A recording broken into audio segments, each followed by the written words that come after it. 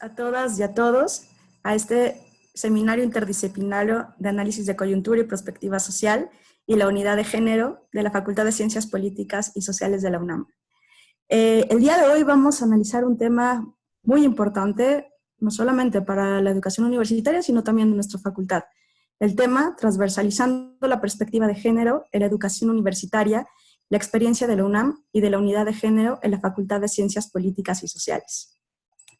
El día de hoy nos acompañan tres grandes académicas y académicos de nuestra universidad y si me permiten presentarlos brevemente para que conozcan su trayectoria, quisiera primero hacer lo propio con la licenciada Carla Amos Urrutia. Ella es licenciada en Lengua y Literaturas Hispánicas de la Facultad de Filosofía y Letras de nuestra universidad, egresada de la Maestría en Lingüística Hispánica en el Instituto de Investigaciones Filológicas de la UNAM, ha impartido la materia de Expresiones y Registros de la Diversidad Cultural en la Licenciatura de Desarrollo y Gestión Intercultural en la Facultad de Filosofía y Letras desde hace más de 12 años, fue integrante del comité académico de dicha licenciatura.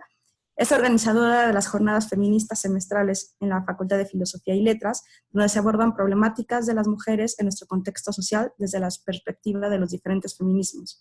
Fue responsable del programa de equidad de género de la Facultad de Filosofía y Letras y parte de la unidad de género de la misma, la primera unidad de género de la UNAM para prevenir y atender la violencia de género. Es integrante invitada de la Comisión de Igualdad de Género del Consejo Técnico de esa misma facultad. Fundadora y colaboradora del Seminario Institucional Legislación Universitaria y Protocolo, fundadora de la primera red de comisiones internas de igualdad y equidad de género, y actualmente es secretaria técnica de la Coordinación para la Igualdad de Género, así como enlace comunitario institucional con dichas comisiones. Ha dirigido varias tesis incorporando el enfoque de género, derechos humanos, diversidades e interculturalidad en la metodología de la investigación. Ha participado en congresos y seminarios sobre políticas de lenguaje, empoderamiento femenino, educación en diversidad, perspectiva de género en la práctica docente, entre otros. Carla, muy bienvenida al Seminario de Análisis de Coyuntura. Muchas gracias por estar con nosotros. Muchas gracias por la invitación, Mariana. El siguiente que me encantaría presentar sería Rubén Hernández Duarte. Él estudió la licenciatura en Ciencias de la Comunicación y la maestría en Estudios Políticos y Sociales en la Universidad Nacional Autónoma de México. Ha colaborado en proyectos de investigación en la UNAM y en el CIESAS. Su trabajo académico se interesa por la vulnerabilidad de los individuos a la luz de las violencias y del cuidado de la salud desde los enfoques de género y juventudes. Estuvo a cargo de la Secretaría de Igualdad de Género del Centro de Investigaciones y Estudios de Género de 2017 a 2020. Es docente de asignaturas desde 2015 y actualmente es el responsable de la Dirección de Inclusión y Prácticas Comunitarias de la Coordinación por la Igualdad de Género de la UNAM. Sus líneas de investigación son riesgo, salud sexual, violencia de género y juventudes. Rubén, bienvenido al seminario. También un gusto, Mariana. Y por último, pero no menos importante, y por cual este seminario ha sido posible bajo su coordinación académica, la doctora Cecilia Paz Contreras Ramírez.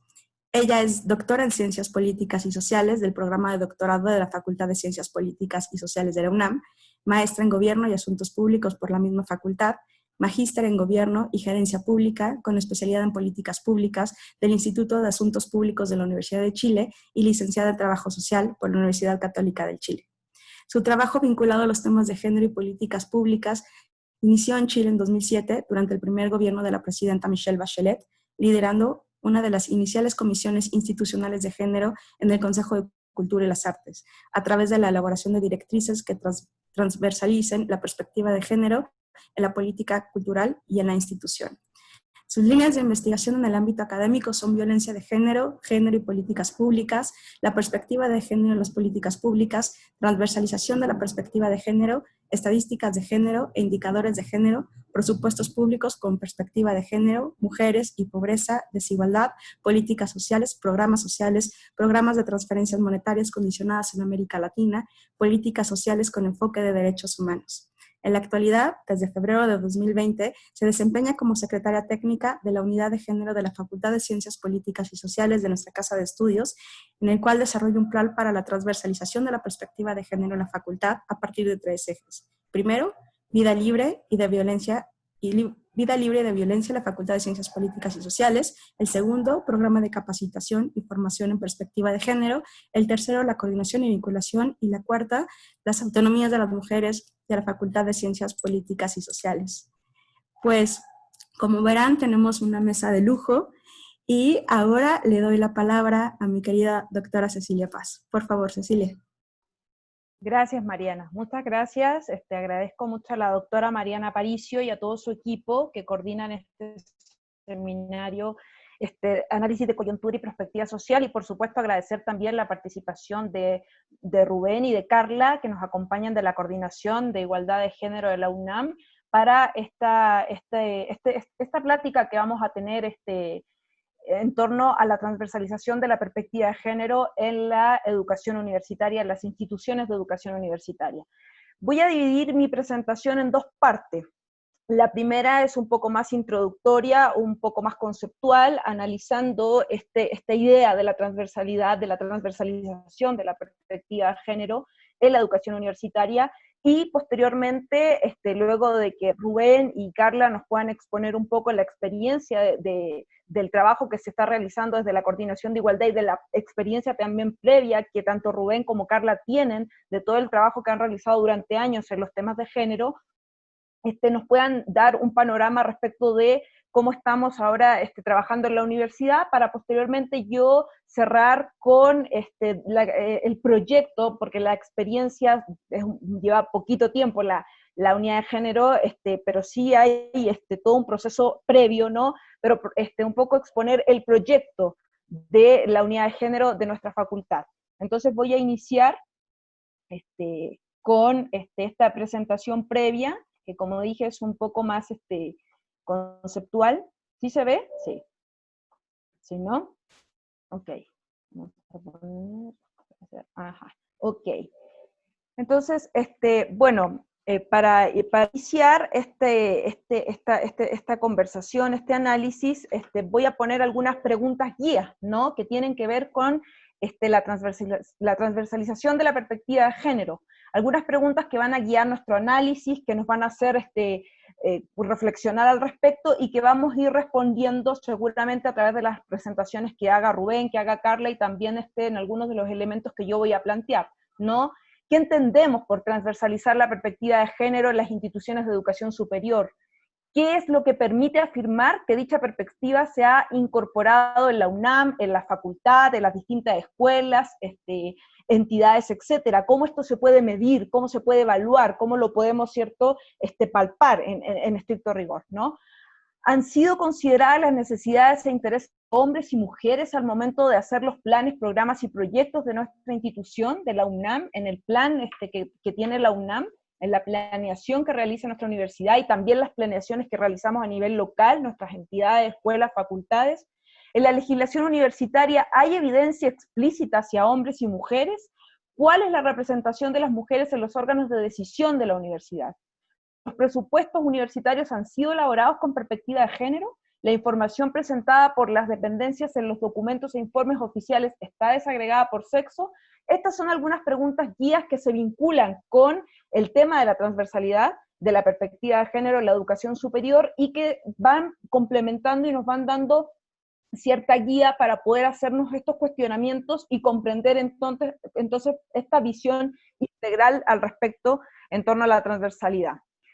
Vemos que las universidades han sido, y los espacios, cierto, educativos, en la educación superior especialmente, han sido espacios de crítica, espacios de análisis, espacios donde se han desarrollado una serie de investigaciones respecto de la desigualdad entre los sexos, donde se han desarrollado trabajos respecto de estas brechas que existen de género, pero sin embargo también han sido espacios de resistencia de incorporar como tal la perspectiva de género, no solamente desde el quehacer científico, desde lo formativo, ¿no? Desde los análisis académicos, sino que además hacerlo transversal a sus instrumentos jurídicos, ¿no? A la legislación universitaria, por ejemplo, que hemos visto todo el proceso histórico que hemos vivido para que esta legislación tenga perspectiva de género, y no ha sido fácil, a pesar de la UNAM, de que pueda ser, tener todo un discurso progresista, de estar en un medio de discusión de académicas, académicos, estudiantes, etc. en los procesos formativos, que también ha sido un proceso paulatino de incorporación. De hecho, en la generalidad las materias de género eran optativas, a costado que se metan en los planes de estudio de manera transversal en aspectos administrativos como por supuesto el presupuesto y sobre todo en la cultura institucional, ¿no? Que tiene que ver con todos los símbolos, el cotidiano, las experiencias, lo que la universidad vive cotidianamente. Y hay distintos análisis y trabajos que se han hecho al respecto. Hay que rescatar el trabajo que ha hecho el CIEG y por supuesto la doctora Nauquet Corleto, donde ahí también Rubén ha estado, en lo que era la Secretaría de Igualdad de Género del CIEG, donde también se ha impulsado este trabajo de transversalizar la perspectiva de género y plasmarlo en una política institucional de género, ¿no? Ahora bien, ¿de dónde surge y cómo se desarrolló la transversalización de género? ¿De dónde parte este concepto? Bueno, si bien es un concepto que está completamente vinculado a las políticas públicas, por supuesto que su antecedente tiene que ver con los movimientos de mujeres, tiene que ver con el feminismo, con las teorías de género,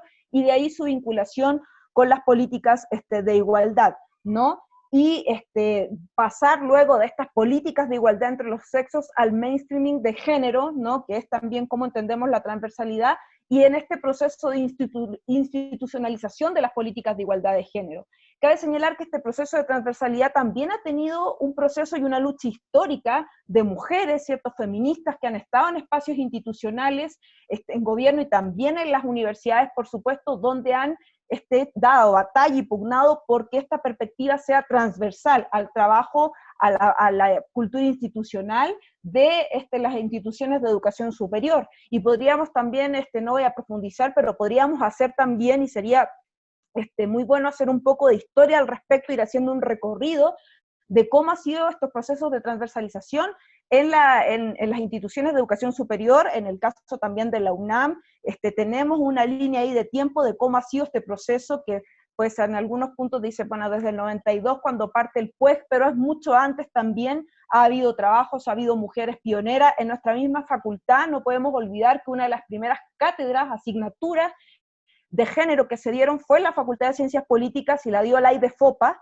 en los años 70, ¿no? Que se llamó Sociología de la Mujer, y fue todo también un tema controversial cuando ella dio esa clase en nuestra Facultad de Ciencias Políticas. Entonces también hay una historia detrás de estos procesos de transversalización que es un proceso integral, ¿no? Que reúne diferentes elementos. Entonces ahí llegamos a esta institucionalización de las políticas de género. Yo sé que hay algunas feministas que no les gusta mucho este concepto de la institucionalización, como que les da así un poco de, ¿no? Pero también son importantes porque son procesos que son necesarios, ¿no? Para que se generen ciertos movimientos, y por supuesto, siempre pensamos en las políticas no solamente de arriba abajo, sino que también de abajo hacia arriba. Yo creo que Carla lo va a explicar muy bien cuando nos cuente un poco de este proceso que se ha hecho con la red de comisiones de igualdad de género en la UNAM, y este trabajo que se ha hecho de construir, de ir nutriendo esta política de género en nuestra universidad. Entonces, en este proceso, la Secretaría de Educación Pública, con el INMujeres, con el Instituto Nacional de las Mujeres, pues se ha hecho un proceso también de incentivar que esta perspectiva de género esté en el Plan Nacional de Educación, en la política educativa a nivel nacional, y ha hecho un trabajo de complementar con el hoy Proigualdad, anteriormente Proequidad. Por ejemplo, entre el 2000 y el 2016 fue muy clara la intervención, ¿no?, de meter el tema de la perspectiva de género en el Plan Nacional de Educación, y se ha hecho también un trabajo con la ANUIS, con la Asociación Nacional de Universidades e Instituciones de Educación Superior, y se creó la Red Nacional de Enlaces Académicos de Género, ¿no?, que también tienen un proceso de crecimiento, un proceso de desarrollo. También han tenido, digamos, encuentros nacionales donde se han trabajado estos temas, donde se han discutido estos temas, y también sería interesante ir revisando cómo han sido esas experiencias y cómo también el INMujeres ha ido impulsando que esta transversalidad sea parte de la política educativa a nivel nacional, y por supuesto que eso también llegue a las instituciones de educación superior. Entonces eso tiene vinculación con el surgimiento de este concepto de transversalidad y del mainstream de género, ¿no? También este concepto pues tiene una vinculación con las conferencias internacionales, con acuerdos internacionales en la materia, ¿no? Y en este sentido, es importante, me voy a detener solo en dos, que son como las principales que se vinculan con educación y transversalidad de la perspectiva de género en la educación, que son la Cuarta Conferencia Mundial de Beijing, a propósito de Beijing más 25, bueno, que a partir de la pandemia muchos de los encuentros y actividades que se habían pensado realizar para conmemorar esta fecha, pues quedaron ahí un poco estancados, pero es muy importante esta conferencia porque aquí se define un objetivo principal y se hace una definición de la transversalidad de la perspectiva de género en vinculación con las políticas de igualdad, no con el objetivo de llegar a la igualdad sustantiva. Y en el caso de la educación, la Declaración Mundial sobre la Educación Superior en el siglo XXI, Visión y Acción de UNESCO, es muy importante porque ahí se definen 5 ejes que se vinculan con la transversalidad de la perspectiva de género en la educación, ¿no? Que son la sensibilización, el diseño curricular, la investigación, la difusión y la cultura institucional, ¿no? Que son aspectos importantes de considerar. Ahora también, por supuesto, Belén do Pará, CEDAW, también son márgenes y marcos, perdón, internacionales que también han hablado de la importancia que tiene la educación como un derecho de las mujeres, pero también la educación como un motor de transformación, como espacios estratégicos para transformar estos roles, estos estereotipos con los que hemos sido, ¿cierto?, asignadas, vinculadas históricamente las mujeres, y es ahí en la educación donde están estos espacios pertinentes para hacer este tipo de transformaciones culturales, y por supuesto eso con una vinculación directa con la prevención y la erradicación de la violencia. Proyectar imágenes de las mujeres equilibradas, proyectar imágenes de las mujeres en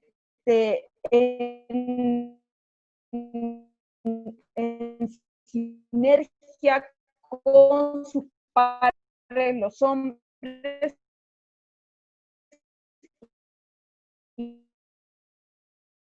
y no remitir en la educación, planteaba Bourdieu, como en la educación ensanchar estas desigualdades de género, sino que por el contrario, y también apuntar, como dije, a la prevención y a la erradicación de la violencia. Entonces, llegamos al concepto de transversalidad, aquí hay distintas definiciones, no las voy a leer todas, pero sí es muy importante decir que este concepto también, por supuesto, que ha recibido críticas, de parte también pues porque es un concepto que sí tiene una vinculación pues con organismos internacionales, ¿no? Ya yo lo planteé también como se daba en las conferencias internacionales, tiene digamos algunas definiciones desde cómo se entiende desde el mainstream de género, ¿no? Entonces pues obviamente también es un concepto que también provoca dobles lecturas, otras perspectivas, pero lo cierto es que es un concepto que es muy operativo. Entonces, en ese sentido, nos entrega herramientas que nos permiten, entonces, hacer muy patente cómo vamos a llegar a hacer efectiva esa política de género en una planeación, en una política en la universidad, ¿no? Y aparte, en este análisis conceptual es muy importante que la transversalidad nos dice es valorar, es analizar, es reflexionar acerca de las implicancias que tiene toda acción que se planifique, ya sea la legislación, ya sean políticas, programas, etcétera, en los diferentes espacios, las diferentes esferas, ¿no? Todo lo que se planifique, todo lo que se piense, todo lo que se realice, ¿qué implicancias tiene para hombres y para mujeres? En este sentido vemos que no hay nada que sea neutral al género, ¿no? Cuando dicen, no, pues que esto no tiene que ver con género, todo tiene que ver con el género, ¿no? Entonces, en ese sentido, esta es una estrategia, es una herramienta que nos permite entonces valorar estas implicancias. Y la transversalidad de la perspectiva de género pues no es enunciativa, requiere que se incorpore en algo, por eso yo digo que es muy operativa, o sea, requiere que se incorpore en una planeación, en una política, en una legislación, ¿no? Y es también un concepto que nos remite a comprender la transformación del orden social de género, que está establecido en las familias, en el mercado de trabajo, en las instituciones, y obviamente también en instituciones como la universidad, a partir de incorporar la perspectiva de género en todo el proceso de elaboración e implementación de estas políticas, ¿no? Es ponerse las gafas moradas y ver entonces desde la perspectiva de género cómo se dan las situaciones, cómo se dan las condiciones, las posiciones de hombres y mujeres en los espacios universitarios. Y además que estas políticas, que estos programas que se trabajen desde la perspectiva de género no sean temas, asuntos de mujeres, ¿no? Como encerrados en ciertos guetos académicos que analizan los temas de mujeres, las problemáticas de mujeres, además con presupuestos reducidos y desvinculados como de la planeación global, ¿no? Sino que por el contrario tienen que ser transversales, ¿no? Y finalmente, esto también nos permite reconocer que en los ámbitos universitarios opera una lógica binaria y patriarcal naturalizada que reparte desigualmente posiciones, oportunidades, privilegios y recursos a hombres y a mujeres. Y hacer un esfuerzo sistemático por transformar esa situación se vincula directamente con la transversalidad de la perspectiva de género. Y estos 5 puntos que nos da la Declaración Mundial sobre la Educación Superior en el siglo XXI, sensibilización, diseño curricular, investigación y difusión en la cultura institucional y coordinación interinstitucional, son de alguna manera una plataforma, un soporte para entender cómo podemos hacer efectiva esta transversalización de la perspectiva de género. Y aquí cerraría yo una primera parte para dar paso a Rubén y luego a Carla para que podamos seguir trabajando y complementando esta plática.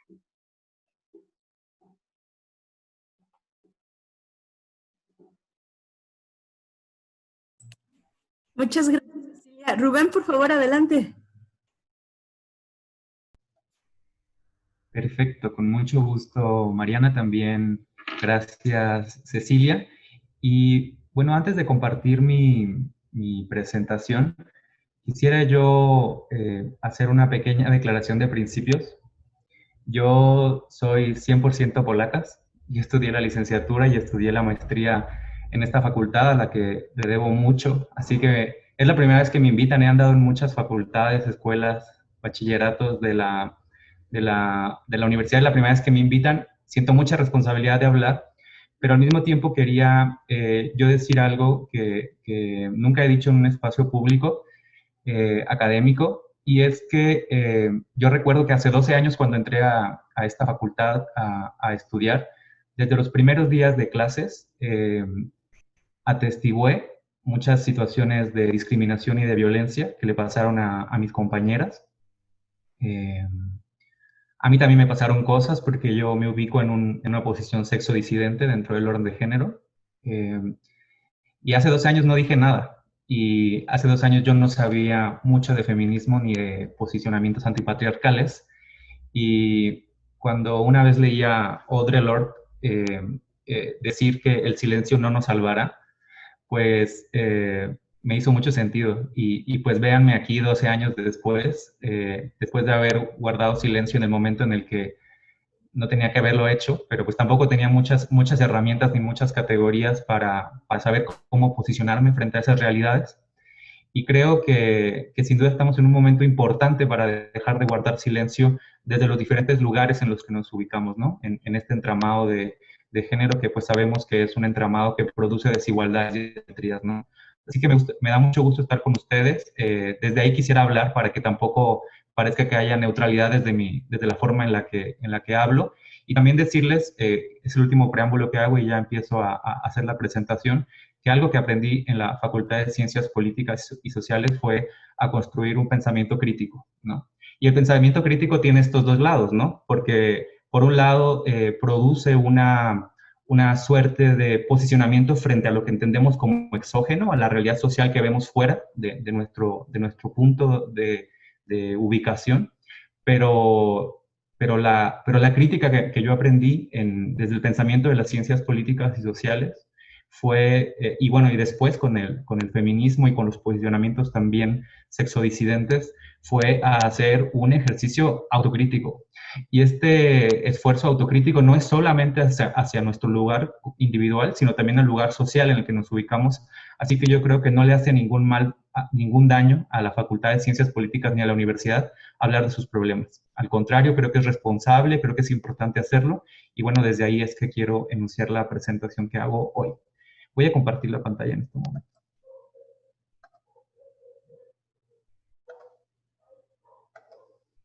Ahí pueden ver, ¿verdad? Muy bien. Entonces, lo que Cecilia y Mariana me pidieron es que hablara un poco sobre la experiencia de los esfuerzos que hemos hecho en la universidad por transversalizar la perspectiva de género en la UNAM. Hay algo que yo aprendí, eso es algo que les quiero decir como un aprendizaje muy importante en mi vida, es que no hay que andar diciendo que se transversaliza el género, sino la perspectiva de género o las políticas de igualdad, porque el género no lo queremos, al género lo queremos erradicar, ¿no? Entonces, por ahí creo que es muy importante que, bueno, en la medida en que vamos aprendiendo tenemos estos tropiezos, pero bueno, cada quien aprende, ¿no? Porque, o más bien desaprende, ¿no? Porque es, digamos, realmente complicado, como decía Cecilia, irse zafando de todos estos mecanismos que tan troquelados están en nuestra vida, tanto a nivel individual como colectiva, ¿no? Entonces, miren, yo creo que va a estar muy en sinergia lo que les voy a plantear con lo que acaba de exponer Cecilia. Quiero partir la exposición de presentarles algunos datos que tenemos, que son públicos y que es importante que se conozcan. En 2018, la universidad participó en un observatorio, que es el Observatorio Nacional para la Igualdad de Género en las instituciones de educación superior. En promedio, la educación superior en México, como ya les planteaba Cecilia, anda mal en temas de incorporación de la perspectiva de género.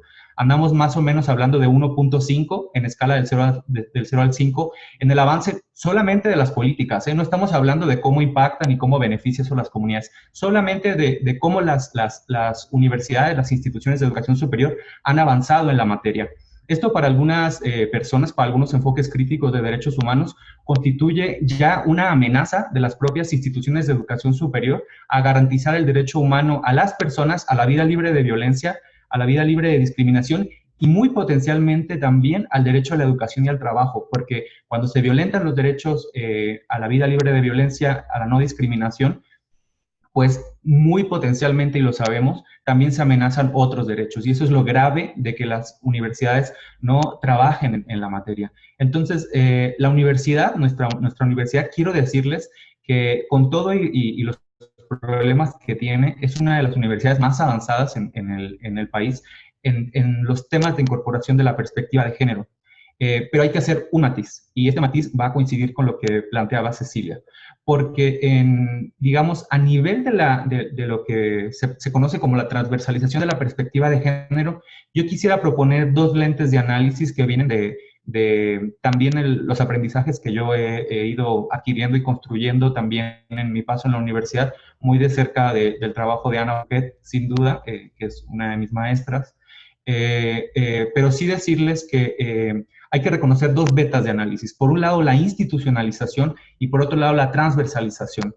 La institucionalización la vamos a entender como el proceso de incorporación a la normatividad de las instituciones, en un sentido pues, de asimilación prácticamente discursiva y normativa, ¿no?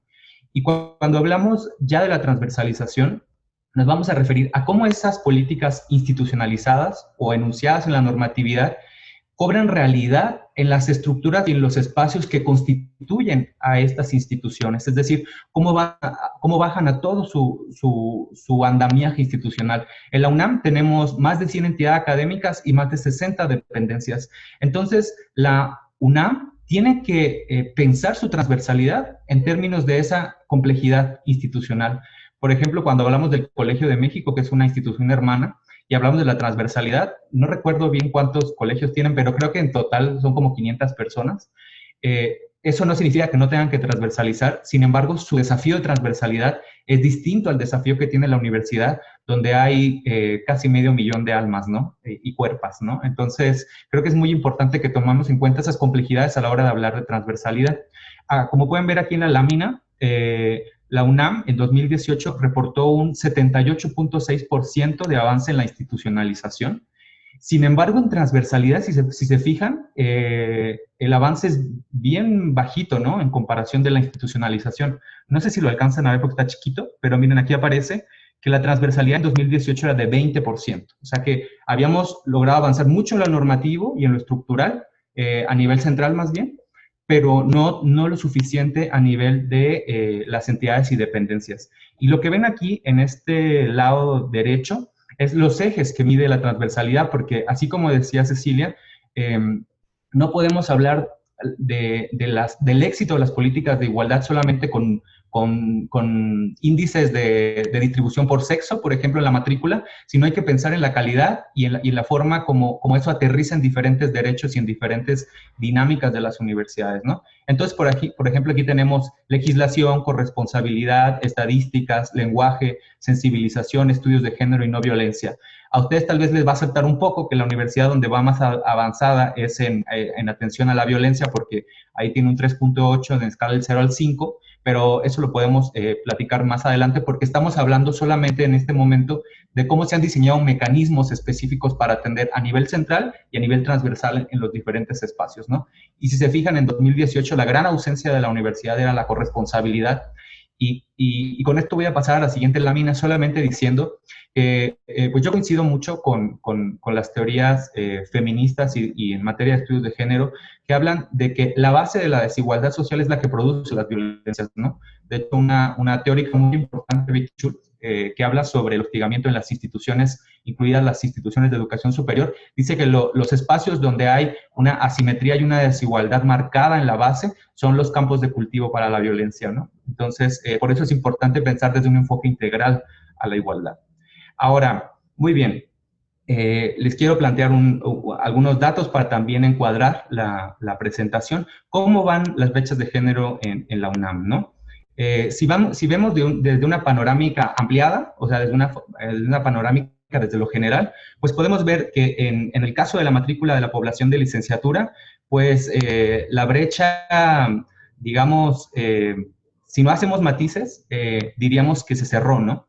Incluso hay más mujeres que hombres en la matrícula de licenciatura. Hay 52.3% de mujeres. Luego, cuando hablamos del personal académico, ahí como que todavía hace falta un poco, pero el balance tampoco es tan terrible como podríamos imaginar. Hay 45% de mujeres y 55% de hombres, ¿no?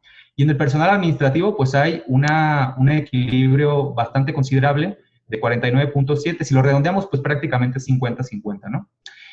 Sin embargo, es muy importante que tengamos cuidado, que no nos dejemos engañar o no nos dejemos convencer tan rápido por estos números generales. Yo una vez leí en la jornada un encabezado que decía, féminas conquistan la universidad, tomando en cuenta estos datos, ¿no? En que rebasa un poquito al 50% las mujeres en algunos espacios, pero para poder identificar problemáticas en materia de igualdad de género, hay que entrar en profundidad con estas poblaciones y con los datos. Por ejemplo, les presento estos datos, ¿no? En 2020, la carrera de Ingeniería Mecánica Eléctrica tenía 90.9% de hombres y 9.1% de mujeres. Ahí se descompone por completo la distribución equilibrada de sexo. En la carrera de Nutriología, estudian 84.6% de mujeres y 15.4% de hombres. Otra descomposición completa de la distribución equilibrada, que también podemos conocer como paridad, ¿no? Y después, si nos pasamos a los nombramientos académicos, vemos que si tomamos en cuenta el de investigador o investigadora de tiempo completo, 63.6% son hombres y 34% son mujeres, ahí me faltó el punto 4. Y esto sin tomar en cuenta los niveles, porque si tú te vas a los mayores niveles y a las mayores distinciones, eso todavía se agudiza. Y si lo comparamos con el nombramiento de técnico o técnica académico o académica de tiempo completo, vemos que aquí hay más mujeres que hombres. Y aquí había que entrar en el orden de lo simbólico, ¿no? Nadie dice que ser técnica o técnico académico es inferior a ser investigador o investigadora, pero en lo simbólico y en la forma como se estructura el trabajo colegiado y académico en la universidad, por supuesto que no es lo mismo tener un nombramiento u otro, y no es lo mismo tener un nivel de reconocimiento que otro, que tiene repercusiones sobre la posibilidad de meter proyectos de investigación, la remuneración académica, incluso, no sé si ya se haya cambiado el estatuto del personal académico, pero recuerdo que las técnicas, los técnicos académicos me parece que no tenían año sabático. Entonces hay un montón de cosas, ¿no?, que hay que considerar a la hora de pensar en estos datos y ver la complejidad. Aquí no estoy poniendo un dato que es muy importante y es en el personal administrativo. Recordemos que el cuerpo directivo de la universidad se entiende como autoridades, pero formalmente es personal administrativo, ¿no? Es funcionariado de la universidad, y tenemos registro de que hay más de 30 entidades y dependencias de la universidad que nunca han sido ocupadas, dirigidas por mujeres, ¿no? Entonces, todos estos datos nos tienen que ayudar a pensar que no es suficiente tener cifras generales para poder identificar procesos marcadamente de igualdad, sino que hay que entrar a muchos terrenos donde los detalles nos muestran otras realidades. Miren, yo les comparto también esta lámina en la que no me voy a detener. Aquí se ve la tendencia de la matrícula distribuida por sexo desde los años 80 hasta los años 2000, y no es muy distinta en función de lo que les acabo de presentar, y se ve cómo la presencia de mujeres en la matrícula ha aumentado hasta el punto de rebasar por un poquito, por unos puntos porcentuales, la de hombres. Y esto ha creado una subrepresentación, un imaginario o una idea de que la igualdad ya se consiguió y que es el resultado del equilibrio entre la proporción de la matrícula y de las otras poblaciones. Pero aquí la pregunta ¿es suficiente este equilibrio real en los números, en la proporcionalidad de las poblaciones? Mi respuesta es no, porque también habría que aumentar un elemento a la discusión, que es la diferencia entre la igualdad formal y la igualdad sustantiva. La igualdad formal pues nos va a remitir a estos principios que están consagrados en el derecho y en los documentos normativos. En la universidad existe el principio formal de la igualdad entre mujeres y hombres, por ejemplo. Pero eso no significa que eso se traduzca en una igualdad sustantiva. De hecho, yo creo que la lucha de los grupos organizados de mujeres y también algunos de disidencias que hay en la universidad, por lo que están luchando es por conseguir, tal vez con una nomenclatura diferente, tal vez ellas y ellos lo dirán como derrocar el patriarcado o acabar con el patriarcado, desde un lenguaje más institucional se dirá alcanzar la igualdad sustantiva, ¿no? Pero creo que la idea es la misma, es que no es suficiente con que las personas puedan entrar a la universidad, las mujeres en este caso, sino que también se requiere que su participación en el mundo sea libre de discriminación y de violencia y con igualdad de posibilidades y de oportunidades, ¿no? Entonces, pues es por esta razón que en las instituciones se ha optado por avanzar hacia la incorporación de la perspectiva de género y la transversalización, ¿no? No me voy a detener mucho en esta lámina porque en realidad estoy de acuerdo con lo que ha planteado Cecilia, solamente abonaría estos 4 elementos. En primer lugar, el que ya decía Cecilia, yo agregaría solamente que en los modelos de mainstreaming también comienza a haber énfasis sobre la importancia de incluir políticas de igualdad para las diversidades sexogenéricas, no solamente desde un entramado que reconozca la desigualdad que viven las mujeres, que es real y que es importante reconocer. Por otro lado, es importante, yo quisiera mencionar que la razón que ha fundamentado la necesidad de tener políticas de igualdad ha sido que la eliminación de las desigualdades de género no es una tendencia natural, es decir, que con el paso del tiempo no es que vaya ocurriendo de forma natural y que nos hiciera pensar en que esperemos 5 años o 20 años y ya naturalmente se va a arreglar la desigualdad. No. Las igualdades hay que producirlas, ¿no? Las desigualdades hay que eliminarlas, pero activamente, y por eso es importante que haya políticas claras en la materia. Enseguida, este es un aprendizaje que yo he adquirido en la universidad que me importa mucho, y es que la igualdad formal consagrada en los textos normativos no es suficiente. Hay que buscar que exista un efecto útil. Este es un concepto jurídico que es muy importante que aprendamos, y es con que pongamos un principio en la legislación no significa que va a ocurrir al día siguiente como si produjera realidad ese principio normativo así nada más. Yo en la facultad pues aprendí esta teoría del discurso que las teorías del discurso lo que plantean es que hay ciertos discursos que producen la realidad, ¿no? Yo quiero decir que las posturas feministas a veces dudan de que los discursos en sí mismos produzcan realidades, al menos en esta dimensión de análisis, ¿no? Y por último, es que el último punto es, si la desigualdad es transversal, como decía Cecilia, habita todas las dimensiones sociales en las que participamos, pues entonces las políticas también tienen que ser transversales, porque entonces hay que actuar en todos y cada uno de sus espacios. Bueno, en la UNAM, ¿qué hemos hecho? Rápido, en esto sí me voy a ir muy rápido porque sabemos que en la facultad nos gusta hacer mucho arqueologías y genealogías, eso es una tendencia muy importante de nuestra facultad, yo también la aprendí y me encanta, pero quizás es preferible no tardarme tanto, a menos de que alguien quiera que yo les comente algo sobre esto. Pero bueno, teniendo un antecedente que obviamente es mucho más anterior al nacimiento del Programa Universitario de Estudios de Género en 1992, sabemos que en la Facultad de Psicología hay un antecedente, en la de Ciencias Políticas también, y los movimientos feministas los podemos datar dependiendo del criterio, incluso desde la Edad Media, ¿no? O antes, ¿no? Entonces, pero bueno, haciendo un cortecito un poquito sistemático para poder operar la presentación, tomando en cuenta el referente de que la universidad crece o da un paso firme hacia la institucionalización de la perspectiva de género con el nacimiento del Programa Universitario de Estudios de Género, es que vamos a encontrar una serie de nuevos procesos que se detonan de esta institucionalización. En primer lugar, el nacimiento en 2004 del proyecto de institucionalización y transversalización de la perspectiva de género en la UNAM, coordinado por la doctora Ana Buquet, que en sí mismo no orquestó todo lo que les voy a contar a continuación, pero sí fue un chispazo que permitió coordinar todas otras voluntades, otros agentes de la universidad para poder conseguir esos avances tan importantes. Desde 2005 yo creo que ahí sí ya comienza un proceso todavía mucho más intenso para la universidad con la reforma del artículo 2 del Estatuto General de la UNAM. Pensemos que si tomamos 1910 como la génesis de la universidad como la conocemos ahora, hasta 2005 estamos hablando de prácticamente un siglo, ¿no? Sin que la universidad tuviera en ningún espacio una declaración de la igualdad de género como un principio universitario, ¿no? Entonces, hasta 2005 se reforma el artículo 2, establece la igualdad entre mujeres y hombres.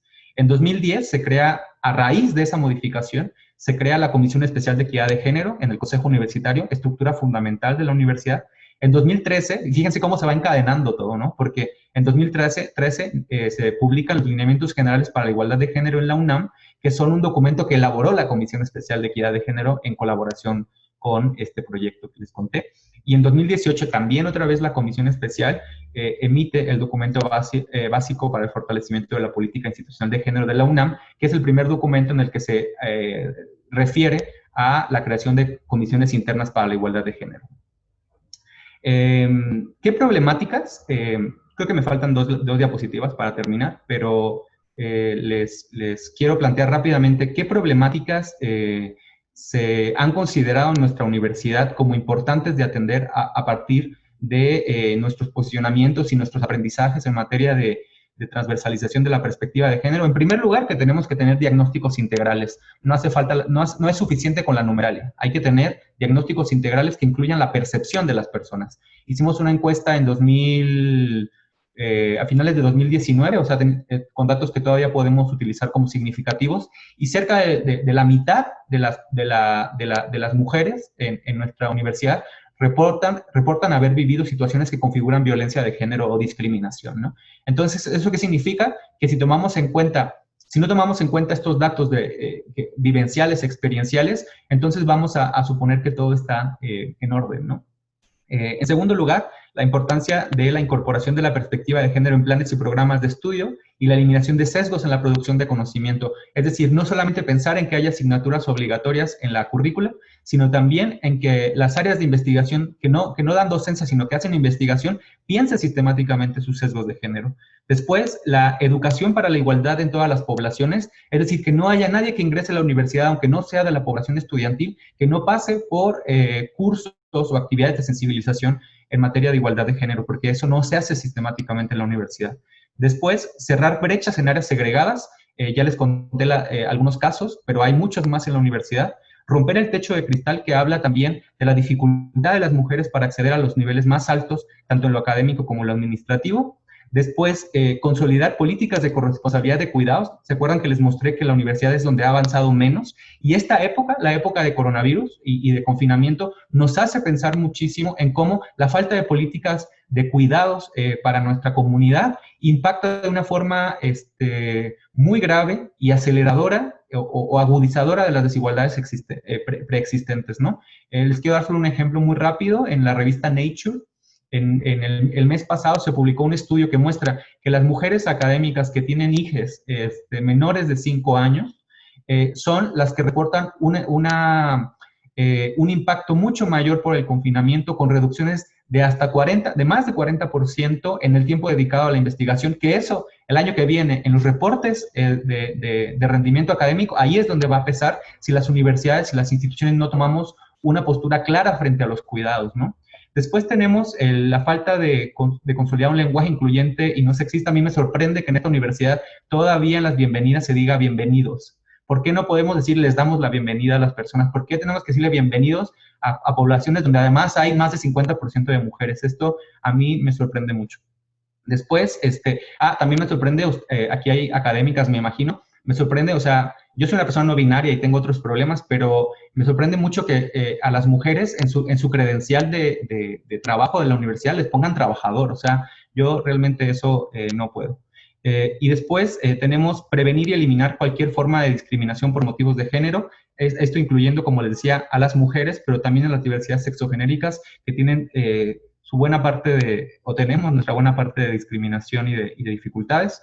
Después, trabajar con hombres, esto es algo que está creciendo mucho en la universidad en este momento y lo vamos a impulsar mucho desde la coordinación, trabajar con hombres para que asuman su peso de responsabilidad en el desmantelamiento del orden de género. No puede ser una lucha de las mujeres convenciendo a los hombres o las disidencias, sino es un trabajo que tiene que ser colegiado. Por último, la prevención y atención y erradicación de la violencia de género, ¿no? Que ese es un tema mucho más conocido en el que pues no me quisiera detener. Esto me lo voy a saltar para poder cerrar y ya nada más a modo de cierre, pues decirles que un poco coincidiendo mucho con lo que decía Cecilia, es lo mismo transversalidad de perspectiva de género que el movimiento feminista o las disidencias sexogenéricas, pues para algunas voces sí, para algunas voces no. Hay quienes dicen que también hay activismo académico, ¿no? Y es importante que le entremos a esa discusión, ¿no? Yo no vengo a decir que es la verdad, pero sí quiero poner sobre la mesa la discusión, ¿no? La transversalidad viene de políticas internacionales a favor de los derechos humanos de las mujeres. El activismo, con frecuencia, es resultado del trabajo comunitario autoorganizado, ¿no? Entonces, sí tiene matrices distintas de origen, ¿no? Eso no supone una contrariedad necesaria. Yo no estoy diciendo que choquen siempre, aunque sí hay posicionamientos que no siempre coinciden. Sin embargo, y con esto yo quiero cerrar, para mí 2019-2020 fue un año de grandes convergencias para las políticas institucionales y el activismo universitario en materia de, vamos a decir, de antipatriarcalismo, ¿no? ¿Por qué? Porque yo vi a las estudiantes organizadas queriendo que se hiciera efectivo el protocolo, queriendo que se hiciera efectivo los lineamientos generales para la igualdad de género, la ley de acceso a las mujeres a una vida libre de violencia. ¿Y qué nos muestra esto? Que entonces ya están en una convergencia importante lo normativo y lo institucional que se ha avanzado con también el empuje que tiene desde la base los grupos organizados. Y pues por eso yo pienso que tenemos que seguir trabajando, pero sobre todo encontrando en la medida de lo posible todas las coincidencias y convergencias que podamos. Y pues muchas gracias, con esto cierro. Muchas gracias, Rubén. Carla, por favor, adelante. Ok, bueno, pues ahorita en lo que comparto, yo también quiero, o sea, de nuevo, agradecer a Cecilia y también a Mariana por este espacio. Yo no soy de la Facultad de Políticas, pero soy de una facultad hermana, ¿no? De la Facultad de Filosofía y Letras. Y bueno, a mí me encanta estar en estos espacios, porque además de lo que voy a hablar, también me parece que, pues es interesante. ¿Ya lo ven? Sí, súper. A mí Ceci me pidió, igual Mariana, de platicarles un poco del esfuerzo que existe al interior de la universidad, que seguramente no es el único, pero del que participamos una buena parte de académicas, que cuando se conformó, pues bueno, yo era parte también de la comisión interna de la Facultad de Filosofía y Letras, y me parece que es muy importante hablar de estos esfuerzos colectivos y comunitarios, y ahora voy a explicar un poco por qué. Entonces, hablaré de la Red de Comisiones Internas de Equidad e Igualdad de Género, que es un esfuerzo intrainstitucional de organización y vinculación para la transversalización que ya han explicado de manera muy clara y muy, muy profunda Rubén y Ceci. Entonces, bueno, pues evidentemente tengo que contextualizar. Ahí está esa línea en el tiempo de la que hablaban mis dos colegas. Es importante hablar que justo pues empieza todos los esfuerzos en la universidad, que además es cierto, la universidad en realidad siempre ha sido un espacio masculinizado y las mujeres fueron entrando a él paulatinamente, escalando esos muros. Y pues llevamos 28 años en rumbo hacia la igualdad de género, que ya es bastante, pero que es importante tenerlo claro, ¿no? Y justo el antecedente del que hablaban Ceci y Rubén, pues es el Centro de Estudios de la Mujer, en la Facultad de Psicología en 1984, donde, bueno, pues hubo académicas importantes, y entre ellas, pues yo tengo que hablar de Rosario Castellanos, en la Facultad de Filosofía y Letras. Es muy, muy interesante ver cómo estos procesos se han desarrollado para, pues justo para poder construir una política o un camino hacia la igualdad, pasando también por la equidad, porque así fue como se fue desarrollando. Y no me voy a parar mucho aquí, pero esto es importante. O sea, creo que el 2019, bueno, sabemos que está el protocolo de atención, la actualización del protocolo, pero el 2020 es un año en el que se han movido muchísimas cosas en materia de política institucional y en materia sobre todo de modificación de la normativa. Una de las cosas que identificamos desde el 2017, desde el 2016 que se aplica, que se construye el protocolo de atención para los casos de violencia de género, es que hay un problema con la armonización y homologación de nuestra normativa con la normativa nacional e internacional, sobre todo en materia de prevención, atención, sanción y erradicación de la violencia de género, y que fue un tema que todas acá sabemos que fue, pues fue fuerte en el año, empezó en el 2019 y también este año. Entonces ahí pues yo incluí la modificación del artículo 95 del Estatuto General en la universidad, que como saben pues es donde se nombra la violencia de género como una conducta grave a sancionar. En marzo, la creación de la Coordinación para la Igualdad de Género, que es fundamental porque es una instancia que pues es necesaria y es urgente en la universidad para ir, pues justo, construyendo sinergias e ir también promoviendo lo que hace falta en la universidad, porque efectivamente, hay que decirlo, todavía hacen falta muchas cosas, pero vamos en ese camino. Y bueno, en el 2020 apenas la modificación del artículo 98 al Estatuto General, que tiene que ver con las sanciones. No me voy a quedar en eso porque tengo bastantes comentarios sobre esa modificación, y el Estatuto de la Defensoría de Derechos Universitarios, que me parece muy importante. Este es el contexto de lo que voy a hablar sobre las comisiones internas de equidad e igualdad de género, pero es importante que quede claro que pues, hay 4 documentos que conforman la política institucional que pues todos nos pusimos a estudiar. Yo tuve que ponerme a estudiar también en la facultad cuando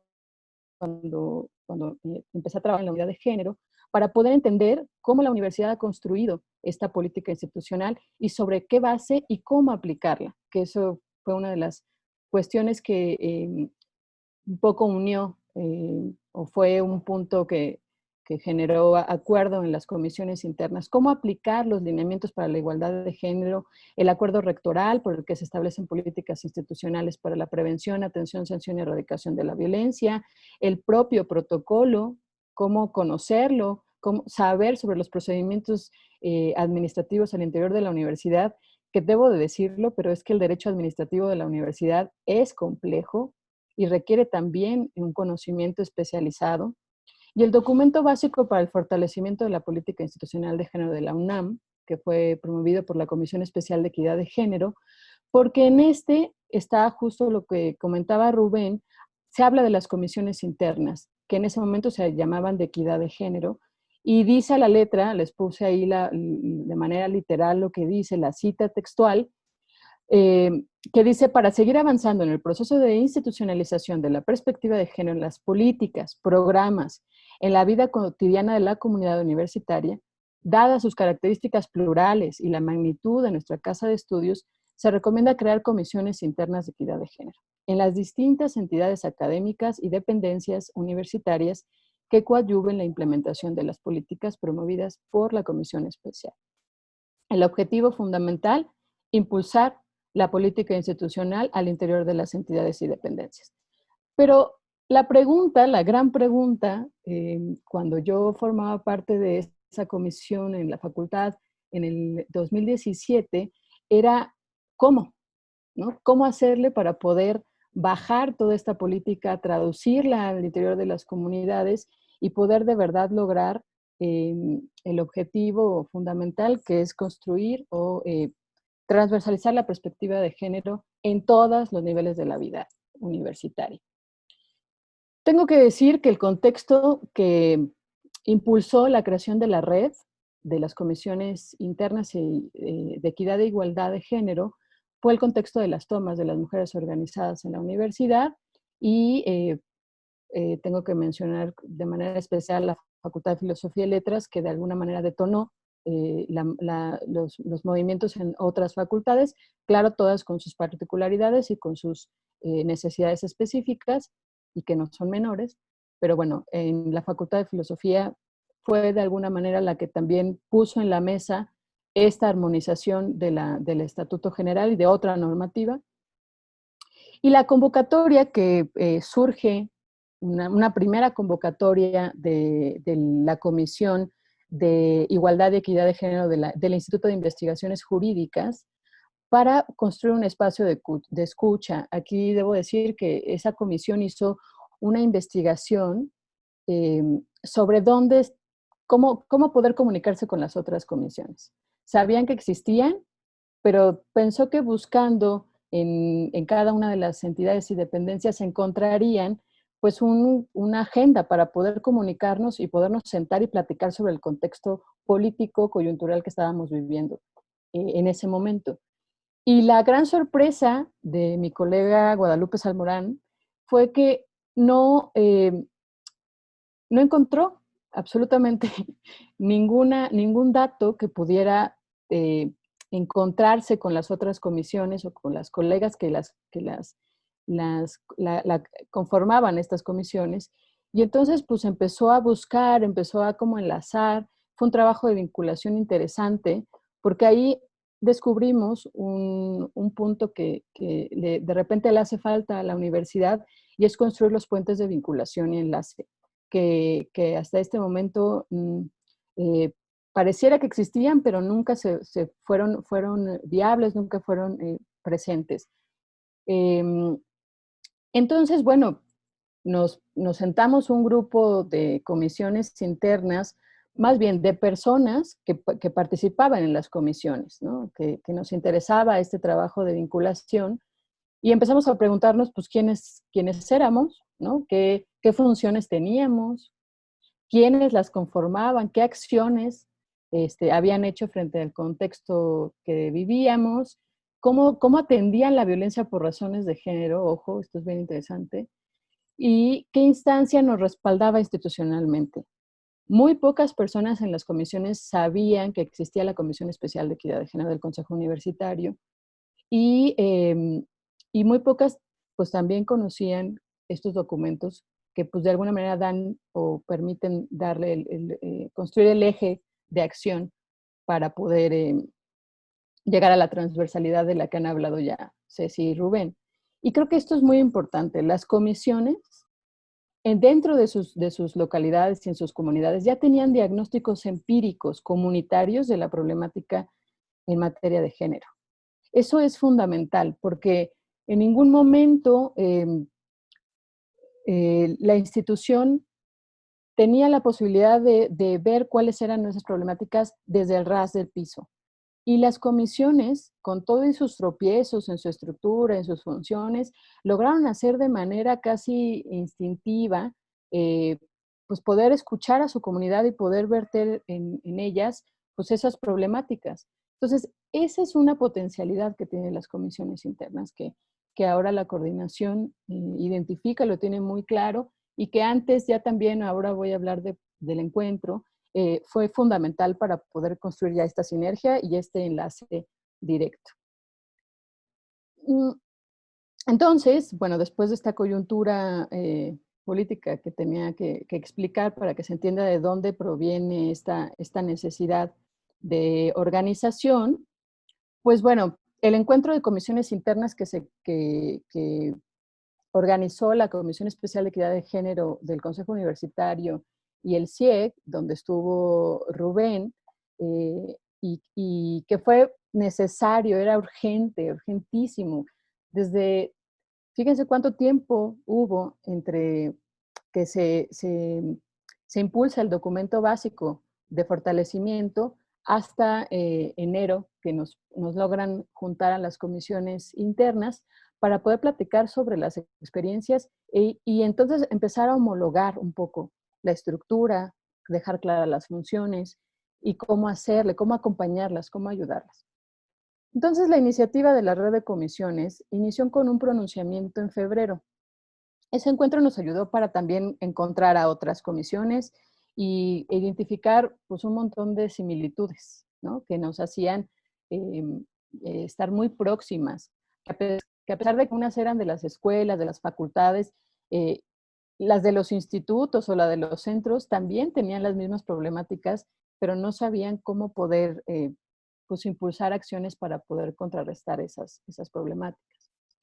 La primera reunión que tuvimos estuvo la Inés Morelia, la Facultad de Filosofía, Jurídicas, Economía, Contaduría y Administración, Ciencias, Arquitectura, la Facultad de Ciencias Políticas, la Escuela Nacional de Trabajo Social y la FES Cuautitlán. Aquí me está faltando Ingeniería. Debo decir que Ingeniería también fue de la primera reunión que tuvimos. En el pronunciamiento que la red sacó sobre el contexto, que fue como el primer documento conjunto en el que empezamos a construir un discurso de manera más vinculado, pues hablamos sobre el contexto. Y creo que es importante que les lea estos dos parrafitos, porque creo que de ahí impulsa muchísimo el trabajo que la red ha estado haciendo. Las comisiones internas de cada entidad, dependencia, escuela y facultad son actores estratégicos en la implementación de la política institucional de género para lograr una UNAM libre de violencia. En tanto que órganos colegiados, plurales y deliberativos, las INEX tienen un papel relevante como instancias abiertas para conocer, observar, vincular y canalizar las necesidades y exigencias de la comunidad. Las INEX deben mantener una comunicación constante, directa y horizontal entre ellas, con el fin de identificar prioridades y desarrollar acciones conjuntas a partir de un debate informado y diagnósticos certeros. En ese sentido, y de acuerdo con el principio pro persona, todas las autoridades del Estado mexicano, incluida la UNAM, están obligadas a promover, respetar, proteger y garantizar los derechos de las mujeres establecidos en la CEDAW y la Belén do Pará en materia de igualdad de género, el derecho a la no discriminación y a una vida libre de violencia. Por lo anterior, no solo es necesario armonizar la normatividad universitaria con el derecho internacional y rediseñar los procedimientos de denuncia para garantizar el derecho de acceso a la justicia, sino aplicar el principio pro persona en los procesos en curso. Entonces ya estábamos vislumbrando el objetivo de las comisiones y la importancia de construir sinergias y una red de colaboración y posicionándonos frente al tema de la violencia de violencia por razones de género en la universidad. Construir red. Pues bueno, yo hace poco tuve una charla bien interesante con la red de abogadas Violeta y con Guadalupe Salmorán sobre por qué la construcción de redes en el movimiento y en los movimientos feministas es fundamental. O sea, creo que el movimiento feminista históricamente ha marcado ese mecanismo y esa estrategia para poder lograr lo que ha logrado a través de la historia, a través de las redes de apoyo, de acompañamiento, de impulso, de trabajo. Y creo que es una estrategia no solamente política, sino es una estrategia comunitaria de acción que fortalece muchísimo también el acompañamiento y los posicionamientos desde también la política y en los espacios públicos. Creo que así es como han trabajado muchísimos grupos al interior de la universidad, pero también fuera. Entonces, para nosotras en esta construcción de red, pues creemos que es fundamental porque pues, se genera un espacio de escucha entre comisiones, de escuelas, facultades, de institutos, ¿no? Con sus diversidades, al interior de sus comunidades y con problemas distintos, ¿no? es un espacio para compartir experiencias, acciones y buenas prácticas. Creo que eso es muy importante y será retomado y también muy acompañado por la Coordinación para la Igualdad de Género, pero ese espacio, debo decirlo, antes no existía. Existía al interior de tal vez de las académicas feministas y grupos que han impulsado históricamente en la universidad estos temas, pero como ayer lo decía la doctora Patricia Castañeda en este Congreso de Jurídicas de Buenas Prácticas para Juzgar, es cierto, las académicas no nos hemos podido juntar como para poder generar estas redes de impulso, de apoyo, políticas al interior. Estamos muy desagregadas dentro de la universidad y tiene que ver también con esta jerarquización, ¿no? Esta diferenciación que existe, ¿no? Entre las técnicas académicas, las profesoras investigadoras, las profesoras de asignatura, las que están en licenciatura, las que están en posgrado, las que están en bachillerato. Y esa diferenciación a veces imposibilita la organización y la vinculación. Es la red una construcción colectiva de acciones transversales en materia de igualdad de género y prevención de las violencias. También funciona como un laboratorio de iniciativas de políticas institucionales que logren la transversalización de la igualdad sustantiva, ¿sí? Y es muy importante esta especie como de observatorio, ¿no? Desde las comunidades, de qué nuevas políticas podríamos impulsar o generar. Construir una agencia política colectiva con perspectiva de género. Yo tengo que decir que estoy muy, muy contenta de ser colaboradora de la red, porque las que estamos ahí, de alguna manera representando a nuestras comisiones, pues lo que me encanta porque el enfoque que siempre tenemos es un enfoque con perspectiva de género y feminista, ¿no? La mayoría somos mujeres, hay un par de colegas hombres que también están muy sensibilizados y entienden las problemáticas, pero un espacio de mujeres desde la institución, a partir de las comisiones internas, creo que es una potencialidad fuertísima que puede ayudar justo a aterrizar lo que el trabajo de la institucionalización, ¿no?, ha venido haciendo al interior de la UNAM. Diagnosticar y aportar su visión comunitaria para colaborar con acciones institucionales, porque somos parte de la institución, entonces tenemos que impulsar desde la institución políticas y acciones, ¿no? Pero la visión comunitaria es nodal. Creo que lo que de repente le falta a la universidad es poder justo vincular a la comunidad que queda muy abajo y de repente arriba, ¿no? Busca que se lancen acciones, pero la comunidad no está siendo escuchada o no está pudiendo traducir lo que arriba quieren impulsar, y se necesita este diálogo entre arriba y abajo y viceversa. Y creo que las comisiones pueden ser esa posibilidad. Apoyarse entre las comisiones para intercambiar comunitariamente opciones, ¿no?, y colaboraciones. Creo que eso es lo que ha sido muy interesante, y Cecilia seguramente también lo ha visto. ¿Cómo colaboramos entre nosotras? Porque a veces puede tener una gran idea la comisión de políticas, ¿no?, y que a lo mejor esa gran idea le ayuda al Instituto de Matemáticas. Y entonces compartir las buenas prácticas y estas colaboraciones, por ejemplo, medicina, que tiene un programa que están construyendo también acciones muy concretas en términos de la atención a la violencia, pues puedan ayudarles a otras comisiones. Y eso a mí me parece que es una fortaleza de la red. La vinculación y el trabajo colaborativo con la Coordinación para la Igualdad de Género es fundamental. Es la instancia que va a concentrar, que va a impulsar, que va a colaborar y enlazar todo el trabajo de las comisiones internas, ¿no?, para esta transversalización. Pero justo que va a ir, va en estos dos sentidos, ¿no?, de abajo para arriba y de arriba para abajo. Lo cual las comisiones en ese momento, cuando todavía no se había creado la coordinación, pues era lo que más buscábamos. ¿Quién nos va a acompañar? ¿Quién nos va a ayudar? ¿Quién nos va a impulsar? no para que nos haga todo. Las comisiones tienen que construir también sus procesos comunitarios, sus procesos de organización, pero sí para que podamos construir esta línea que a veces está como muy fracturada entre todas las instancias de la universidad. Entonces, esto es fundamental, ¿no? La vinculación con la coordinación. ¿Qué ha hecho la red de comisiones hasta ahora? Bueno, pues ha tenido 16 reuniones, ha sacado un documento sobre propuestas y ejes a tomar en cuenta para los lineamientos de las comisiones internas que la coordinación está por sacar. Ha tenido 2 reuniones con la coordinación y 2 pronunciamientos públicos, uno sobre el contexto, que fue el que les comenté, y el otro sobre políticas de conciliación y corresponsabilidad, que en este momento pues está siendo difundido, que me parece que es ahorita el tema que estamos viviendo todas, sobre todo las académicas al interior de la universidad, este trabajo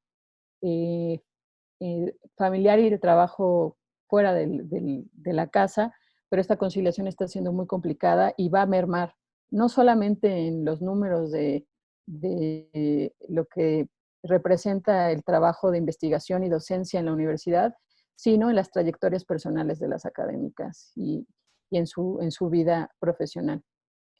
Una carta dirigida a la Oficina de la Abogacía sobre violencia digital, que también es el tema que urge en la universidad en estos momentos por el contexto en el que vivimos. Y estamos ahorita en el proceso de construir los principios y objetivos que estén empatados a los lineamientos de la coordinación para organizarnos y operar. Porque una red necesita tener estos mínimos fundamentos para poder operar. Y pues seguramente habrá más comisiones que quieran trabajar en red y pues tenemos que ir pensando cómo hacerlo. Hasta este momento, y con esto voy ya finalizando, estas son las entidades que conforman esta red de la que yo les hablo: el Instituto de Investigaciones Jurídicas, el Instituto de Matemáticas, la ANES Morelia, la Escuela Nacional de Trabajo Social, la Facultad de Filosofía y Letras, la Facultad de Ciencias Políticas y Sociales, la Facultad de Ciencias, la Facultad de Arquitectura, la Facultad de Contaduría y Administración, la Facultad de Economía, Facultad de Medicina, la Facultad de Veterinaria y Zootecnia, la Facultad de Ingeniería y el Centro de Nanociencias y Nanotecnología.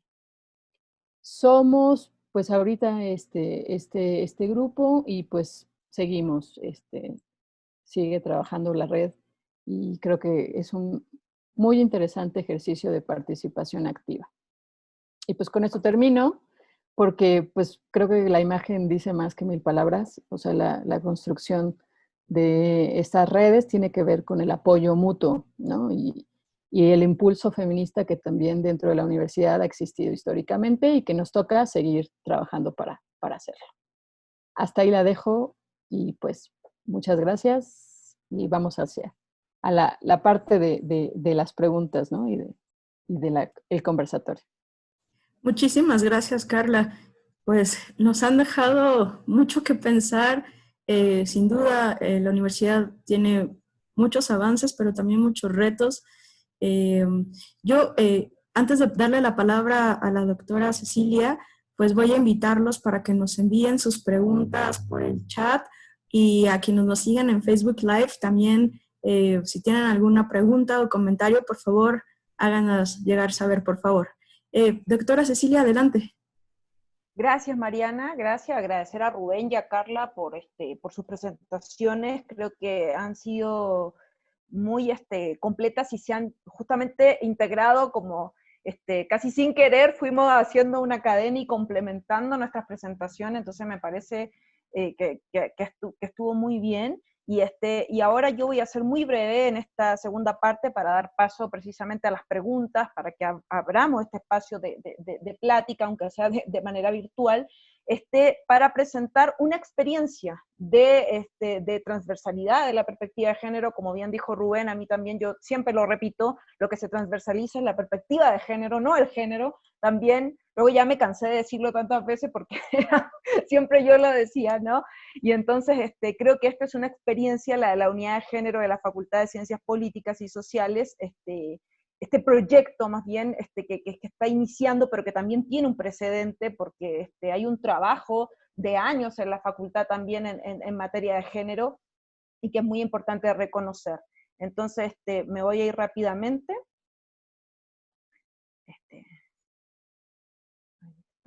Voy a presentar algunos datos muy generales de la facultad. ¿Sí se ve? ¿Sí? ¿Ya?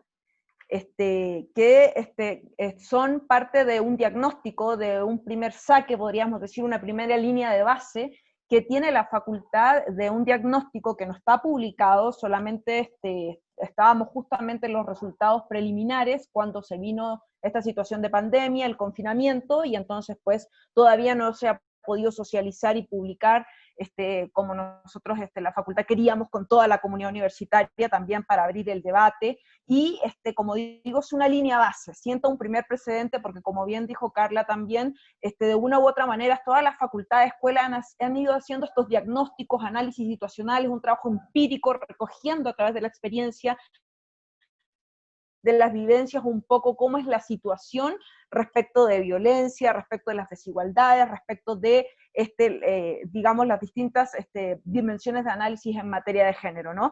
Entonces, este trabajo fue realizado por GENDES, por Género y Desarrollo, y es, como digo, un diagnóstico, una línea base que nos habla un poco de la percepción de estudiantes y docentes sobre las relaciones de violencia de género en la facultad. Es un diagnóstico que por supuesto hay que seguir trabajando y complementar. Fue coordinado por la Coordinación de Atención a Estudiantes de nuestra facultad de la CAE, que está a cargo de la licenciada Denise Tamés, que realiza un gran trabajo en esta área, y pues aquí nos muestra rápidamente la percepción del alumnado sobre el nivel de violencia de género en una escala de 0 a 10 comparativa, entre si esta problemática la perciben más fuerte, digamos, en CU, en Ciudad Universitaria, o en la Facultad de Ciencias Políticas, y pues muy levemente, casi están muy similares, pero muy levemente, digamos, en esta escala del 0 al 10, se percibe que pudiera ser mayor la problemática en nivel de la universidad, no de CU, perdón.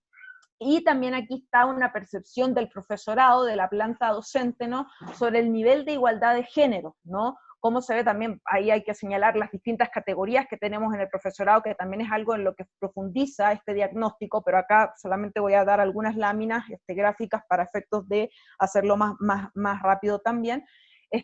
Tenemos de asignatura, de tiempo completo, etcétera, y que también manifiestan, digamos, las técnicos académicos, estas desigualdades que también planteaba Rubén y que planteaba Carla, porque no solamente es mirarnos, digamos, mujeres con nuestros pares hombres, sino que también las desigualdades que se dan entre nosotras mismas, las mujeres, ¿no?, desde este enfoque más interseccional. Entonces aquí también la percepción es que en una escala de 0 a 10 parece que sentimos que hay más igualdad desde la misma facultad que esté en CU, pero también es muy leve la diferencia, ¿no? Acá está respecto del conocimiento del protocolo en la población estudiantil, en el alumnado, entre estudiantes y estudiantes, ¿no? Conocen el protocolo, un 20% dice que lo conoce, un 80% dice que no, que por supuesto es un desafío también en términos de la información, en términos de la difusión, porque por supuesto que se han hecho una serie de actividades desde 2016 que se está trabajando este tema también en la facultad, y por supuesto que ahí también es un tema de también la información, la difusión y los canales, ¿no?, de cómo se construyen estas estrategias de comunicación. Y el conocimiento aquí está por sexo de las y los estudiantes, y mayormente conocen, no lo conocen tanto en general, no tanto hombres como mujeres, pero sí en una proporción de aproximadamente un 10% porcentual más, las mujeres lo conocen. Ahora el conocimiento del protocolo por las licenciaturas que tenemos en la facultad, Sociología, Relaciones Internacionales, Ciencias de la Comunicación, Ciencias Políticas, donde también está Administración Pública y Antropología, y llama la atención que justamente Antropología, que es una de las licenciaturas, digamos, más nuevas dentro de la facultad, es la que tiene un mayor conocimiento de este instrumento del protocolo. Y la opinión sobre el protocolo por categoría y por género, por sexo, ahí hay para hacer bastantes análisis. De hecho, en eso estábamos analizando estos resultados preliminares, ¿no?, de este diagnóstico, de cómo se ve que este protocolo, esta herramienta tiene efectos limitados, ¿no?, sobre digamos, la investigación, sanción y erradicación de la violencia de género, también muy interesante, que depende de las relaciones de poder. Eso pone de manifiesto lo que planteaba también Rubén, esta construcción de relaciones asimétricas, desiguales y de poder, que están totalmente presentes en nuestra universidad y totalmente también presentes en nuestra facultad, ¿no? Y que son temas que hay que hablar, y ahí también un porcentaje tiene efectos adversos, y el 4.5% de los hombres piensan que tiene efectos adversos este protocolo, ¿no? Entonces, ahí también son algunos datos de la facultad para poder ir analizando. Y finalmente en la planta académica, ¿no? Entre profesoras, profesores, si conocen o no el protocolo, un 62% dice que no lo conoce, un 38% dice que sí lo conoce. Si lo comparamos con la población estudiantil, hay más conocimiento de él, y aquí llama la atención en que por sexo de la docente, lo conoce mayormente, digamos, en un mayor porcentaje en los hombres, en un 43.0%, y en las mujeres en un 31.5%, ¿no? Solamente estas son un par de gráficas para poder tener algunos datos. Como dije, es una línea base, es un primer saque de este diagnóstico que realizó Genders en la facultad acerca de la percepción que se tienen de las relaciones de género que existen entre estudiantes y planta docente, y por supuesto falta incorporar a nuestras trabajadoras y trabajadores. Por eso dije que es un primer saque, es una línea de base que era necesario y que fue muy importante este trabajo, y que por supuesto en un futuro ya se podrá estar publicando y podremos estar analizando, ojalá presencialmente, y debatiendo al respecto de estos datos que nos entrega, esta información que nos entrega este primer diagnóstico. Entonces, una experiencia de transversalidad, bueno, incipiente, que estamos en un proyecto, que todavía hay mucho que aportar, es la creación de la unidad de género en la Facultad de Ciencias Políticas y Sociales. Esto tiene un contexto, tiene antecedentes, no fue con la llegada, digamos, de hacer esta unidad y que se haya formalizado, sino que había un trabajo que precedía. La facultad siempre ha estado vinculada a los temas de género. Hay las profas, ¿cierto? El movimiento de las mujeres organizadas, hay un movimiento feminista potente dentro de nuestra facultad, y por lo tanto hay que reconocer esta sujeta política que ha incidido en estos procesos, ¿no? Pero también ha habido voluntad para que pueda esto también institucionalizarse y generar estos procesos de transversalidad de la perspectiva de género, ¿no? Entonces, si bien fue una demanda de las mujeres organizadas, también hubo un trabajo previo que realizó el Consejo Técnico de nuestra facultad, donde habían venido discutiendo la necesidad de tener entonces este espacio, más formal, si ustedes quieren, ¿no? Que es la unidad de género, y aquí están los objetivos generales con los que se planteó, digamos, trabajar esta unidad de género, ¿no? Muy vinculada, por supuesto, al tema de la prevención, atención y seguimiento a los casos de violencia de género en nuestra Facultad de Ciencias Políticas. Y el proyecto, pues, se fue ampliando, se fue pensando desde esta visión más integral, como decía Rubén, precisamente pensando que como estaba diseñado el proyecto de la unidad de género, iba a ser una instancia colegiada, es una instancia de participación de diferentes actores y actoras, ¿no? Y entonces ampliarlo, no solamente vincularlo directamente con la prevención, la atención, que como lo vamos a ver es uno de los ejes principales del trabajo que realiza la unidad de género, pero sí pensarlo desde esta perspectiva más amplia, o sea, pensando que la violencia de género es la expresión máxima de las desigualdades de género, ¿no? Entonces, en ese sentido, enmarcarlo en un proyecto más amplio y que no podía agotarse simplemente a hacer un seguimiento, ¿cierto?, del protocolo y de los casos, que como digo, es muy importante, ¿no? Y de hecho, ese es un trabajo que se hace, pero sí ampliar esta mirada, y entonces se propone que la unidad de género pudiera ser la instancia que genere y promueva mecanismos para una política preventiva. En primera instancia, nunca olvidar la prevención contra la violencia de género, favoreciendo una cultura de la denuncia, es decir, que estos espacios de confianza, de tener certeza en que puedo hacer la denuncia, en que mi denuncia, mi queja va a llegar a un proceso, a un seguimiento, a una investigación y a una sanción, a través de la transversalización de la perspectiva de género en todo el quehacer de la Facultad de Ciencias Políticas, y por supuesto con la participación de la comunidad universitaria, con las distintas actores y actores que hay en la comunidad universitaria, ¿no? Y en todo el quehacer es precisamente estos 5 ejes que yo decía al principio, que nos daba la Declaración Mundial sobre la Educación Superior, que tiene que ver con todo, ¿no? Con la cultura institucional que existe dentro de nuestras facultades, escuelas, entidades. Esto un poco es como está integrada la unidad de género en la facultad, en la UNAM, está, bueno, la experiencia de la unidad de género, que fue una de las primeras experiencias, que es la de filosofía y letras, como decía Carla, y que ella estuvo ahí, conoce muy bien la experiencia, lo hemos platicado de hecho, y que fue una punta de lanza también para estos procesos en la UNAM, y ojalá se vayan instalando cada vez más unidades de género. También está la Unigents de Trabajo Social, donde está Gaby, que ha hecho un gran trabajo también con el equipo, ¿no? Y que tienen, pero son diferentes, o sea, no tienen las mismas conformaciones ni las mismas definiciones. También ahí habría que discutir a lo mejor, no sé si lineamiento, no sé si todo tiene que normarse necesariamente o homogeneizarse, sino que a lo mejor seguir ciertas líneas bases que sean transversales, pero no necesariamente que sean todas iguales, porque cada facultad, cada entidad, cada escuela también tiene sus propias particularidades, sus propias especificidades, que es muy importante, y que también esas especificidades tienen relación con los casos de violencia de género que atendemos, ¿no? Porque son realidades muy, muy particulares, situaciones muy particulares que también es necesario atender desde esas particularidades, ¿no? Lo platicábamos alguna vez en una de las sesiones de la unidad de género, por ejemplo, con las estudiantes que son del SUA, de la educación a distancia que tenemos en nuestra facultad, que son, la mayoría son mamás, son trabajadoras, y por eso toman esta opción de estudiar a distancia, estudiar en línea, ¿no? Y por supuesto presentan situaciones diferentes de nuestra población de estudiantes escolarizadas, ¿no? Entonces, en ese sentido, ir recogiendo también esas particularidades. Entonces, un poco esta es la conformación que tiene, es un órgano colegiado, es un órgano que trabaja de manera vinculante y de manera participativa, ¿no? Y donde también hay representación de la asamblea separatista, del movimiento de mujeres organizadas, y eso es muy importante, ¿no?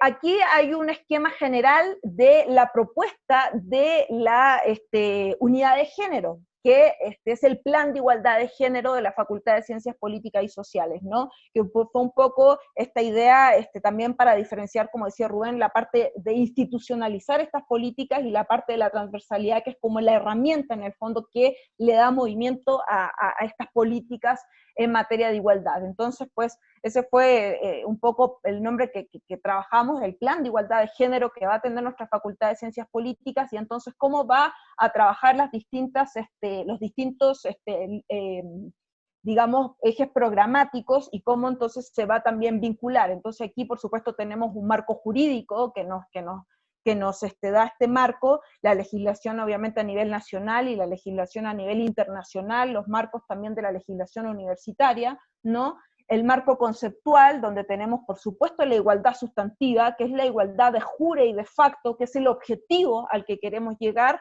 la equidad, ¿no?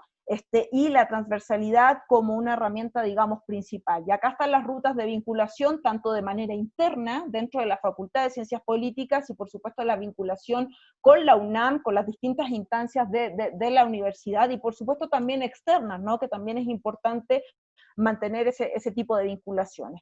Y están sus objetivos y por supuesto sus 4 ejes programáticos con sus líneas de acción, que voy a ir muy rápidamente, no voy a ahondar en todos, pero sí recalcar, dar énfasis en que es un proyecto amplio, donde obviamente la violencia se entiende dentro de las desigualdades, y entonces es la idea de que estas unidades de género, estas unidades de igualdad, tengan esta visión amplia, esta visión interdisciplinaria, ¿no? Por ahí a mí un poco me hace un poco de ruido que solamente se centren en los temas de atención, que son muy importantes, por supuesto, y son fundamentales, pero sí darle esta perspectiva más amplia a el trabajo interdisciplinario, el trabajo más vinculante, para entender entonces la violencia de género como una manifestación de la desigualdad, y que es por ahí donde también tenemos que trabajar.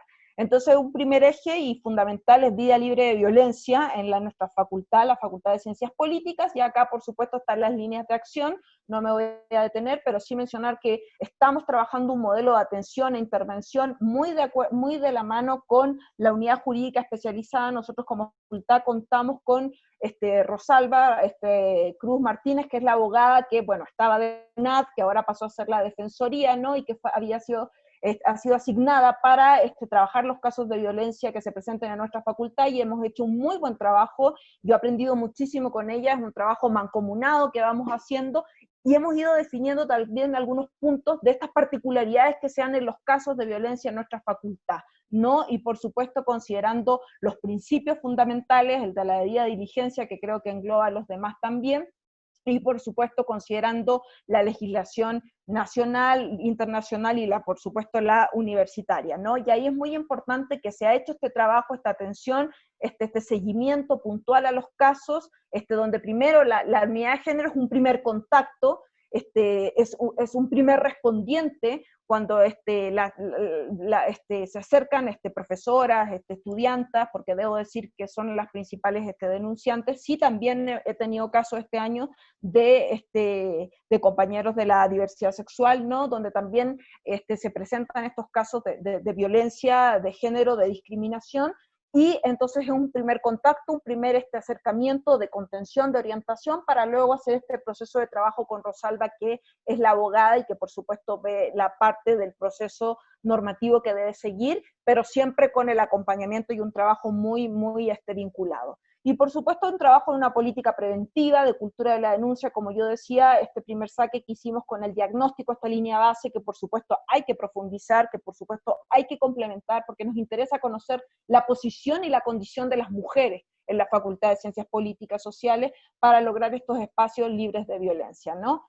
Una segunda línea es el programa de capacitación y formación en género, que hemos avanzado muchísimo. La facultad tiene muchísimo trabajo en esta materia, trabajo académico, producción académica en la materia. Hay muchas nuestras profes que trabajan los temas y son muy, muy buenas en estos temas, pero yo creo que ahí lo que nos falta también es apuntar a nuestras trabajadoras y trabajadores. También tenemos que abrir opciones de formación, de capacitación, de información, de sensibilización con nuestras trabajadoras y trabajadores, que eso es un desafío que sabemos tenemos que enfrentar en la facultad y que tenemos que también pensar cómo abrimos estos espacios. Ya logramos también con el empuje del movimiento de mujeres organizadas y con la voluntad que se ha trabajado desde el Consejo Técnico, la materia base en violencia de género, que ha sido un avance muy importante, que también es un proceso que se ha ido dando en las distintas facultades y escuelas de nuestra universidad, y que me parece que es fundamental, ¿no? Que esta materia se ha planteado como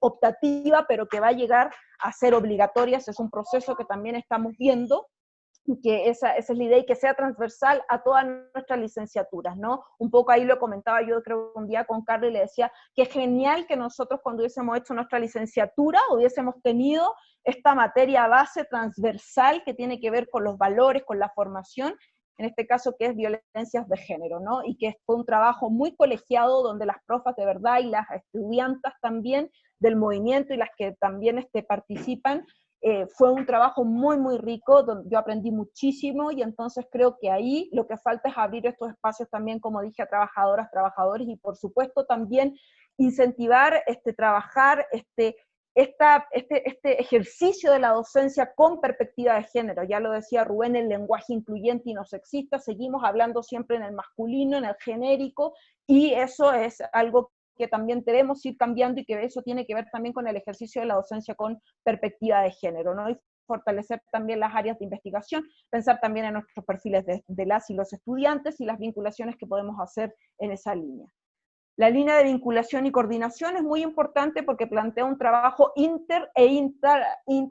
institucional e interinstitucional, ¿no? Tanto dentro de nuestra facultad, pero también las redes que tenemos que tener fuera, y en ese sentido el trabajo que hemos hecho en la red de comisiones de igualdad de género, donde por supuesto la facultad está ahí trabajando, y la tenemos nuestra CINIC, y trabajamos también ahí con estudiantes, con profesoras, etcétera.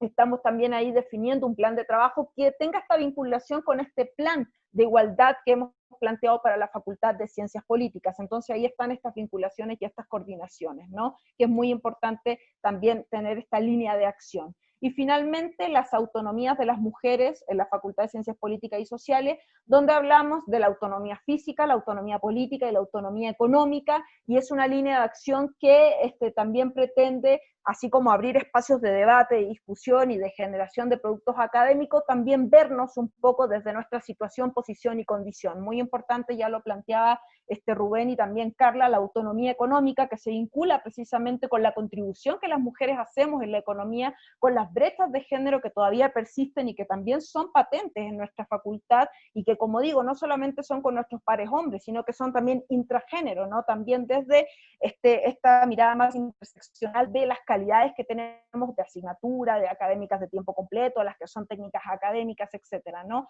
Entonces también hablar, entrarle al tema de las políticas de conciliación laboral, personal y familiar, que también es un tema muy importante y que, como decía Rubén, incipiente, y ahí que con la pandemia y se haya exacerbado este trabajo no remunerado y de cuidados que hacemos las mujeres, ¿no? Entonces, que este pronunciamiento que trabajamos como red, pues nos tocó muy de cerca, ¿no? Fue como nos decíamos bromas por el chat de que era empírico, ¿no? Termino de poner la ropa a la lavadora y vamos a trabajar el pronunciamiento. Termino de darle comer a Winnie y ya me meto al pronunciamiento. O sea, es real, es tan patente esta realidad, ¿no? Que apelábamos un poco a lo que Virginia Woolf nos decía con la habitación propia, ¿no? Que nos urge.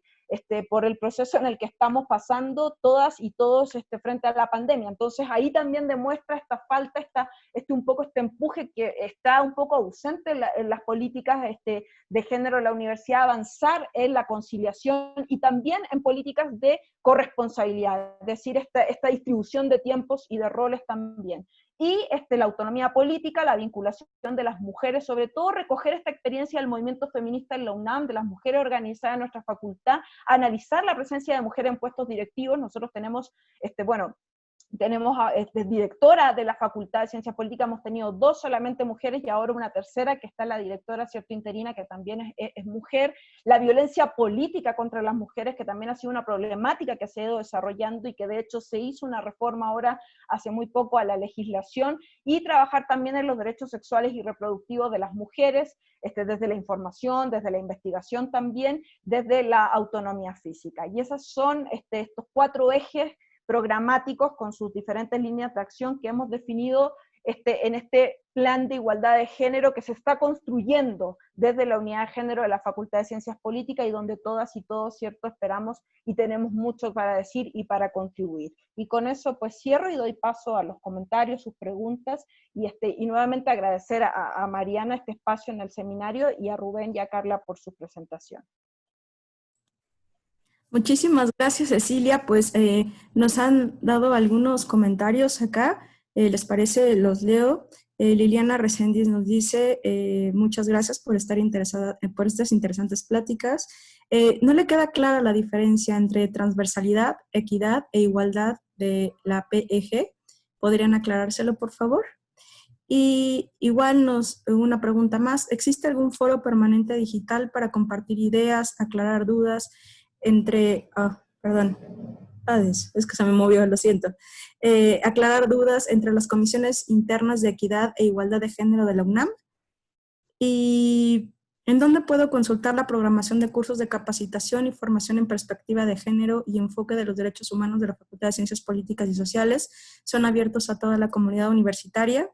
Si les parece, nos quedan unos 15 minutos, 5 minutos a cada uno de ustedes para una ronda final y dar sus comentarios de cierre. ¿Les parece? Vamos con Carla, Rubén y al final Cecilia.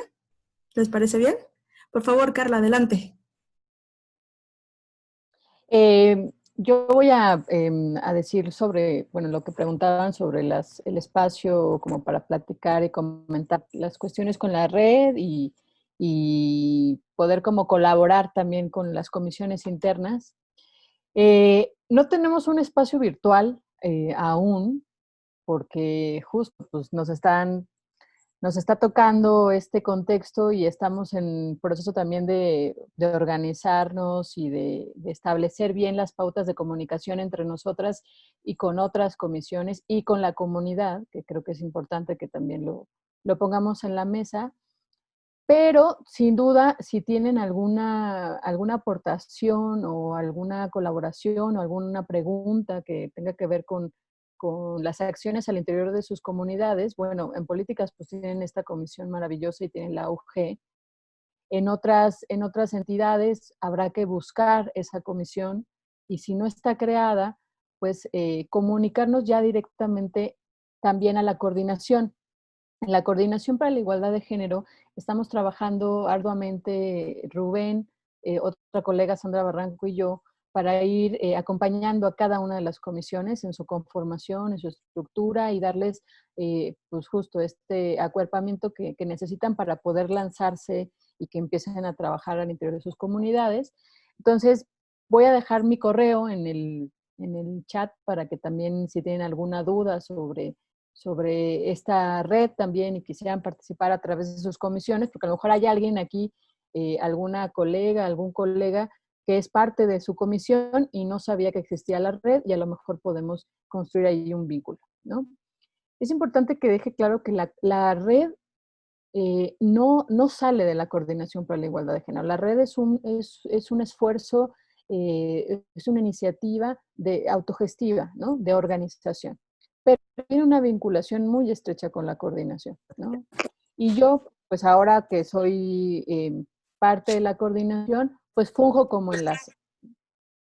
Entonces, les voy a poner ahí mi correo y bueno, también decir que yo no soy tampoco vocera de la red, soy colaboradora de la red, ¿no? Y que hay muchas más colegas que también podrán platicar sobre cómo se desarrollan también los trabajos al interior de cada una de las comisiones, pero de hecho aquí hay una colega que está en esa red, que es Jacqueline, y me da mucho gusto que esté por acá. Entonces, bueno, eso podríamos hacer. Dejo mi correo, nos podemos vincular y sin problemas, pues también generar algún tipo de enlace con la red, si les parece. Y mi último comentario sería, pues creo que los procesos que se dan de construcción al interior de la universidad, de organización y de vinculación, son fundamentales. Sobre todo porque somos un mundo, o sea, somos toda una ciudad, con las diferencias brutales que existen, porque hay desigualdades dentro de esas diferencias comunitarias, ¿no? Y también identificar que si no construimos redes para también trabajar desde la institución y para la institución, también nos quedamos muy acotadas. O sea, sin duda hay que ser críticas con la institución, hay que ser críticas con las políticas, pero es importante también construir sinergias para ir avanzando en un mismo canal. Y creo que las estudiantes tienen muy claro ese trabajo y por eso es que construyen siempre redes. Y a mí me maravilla mucho cuando yo era estudiante, también hacíamos eso, era construir redes desde nuestras similitudes, pero también desde nuestras diferencias, y así impulsábamos cambios. Los movimientos sociales dentro de la universidad solo han podido proliferar y han construido grandes cambios y transformaciones a partir del trabajo en red. Entonces creo que eso es muy importante y eso me gustaría dejar como mensaje. Las estudiantes, las académicas, las trabajadoras, todas las que conformamos esta comunidad y también con los colegas, es importante ir construyendo sinergias y trabajar en red, porque además tenemos características distintas, tenemos necesidades distintas, pero tenemos una sola universidad. Entonces tenemos que caminar para que la universidad se vaya transformando de manera como nosotras y nosotros necesitamos que se transforme. Entonces, eso sería todo y pues muchas gracias por sus preguntas y por el espacio. De nuevo, otra vez, gracias Mariana y Ceci. Muchísimas gracias, Carla, por aceptar estar con nosotros. Ha sido muy, muy interesante y me sumo a las felicitaciones de Jacqueline López por el espacio y por las excelentes presentaciones y espléndidas exposiciones. Rubén, por favor, adelante.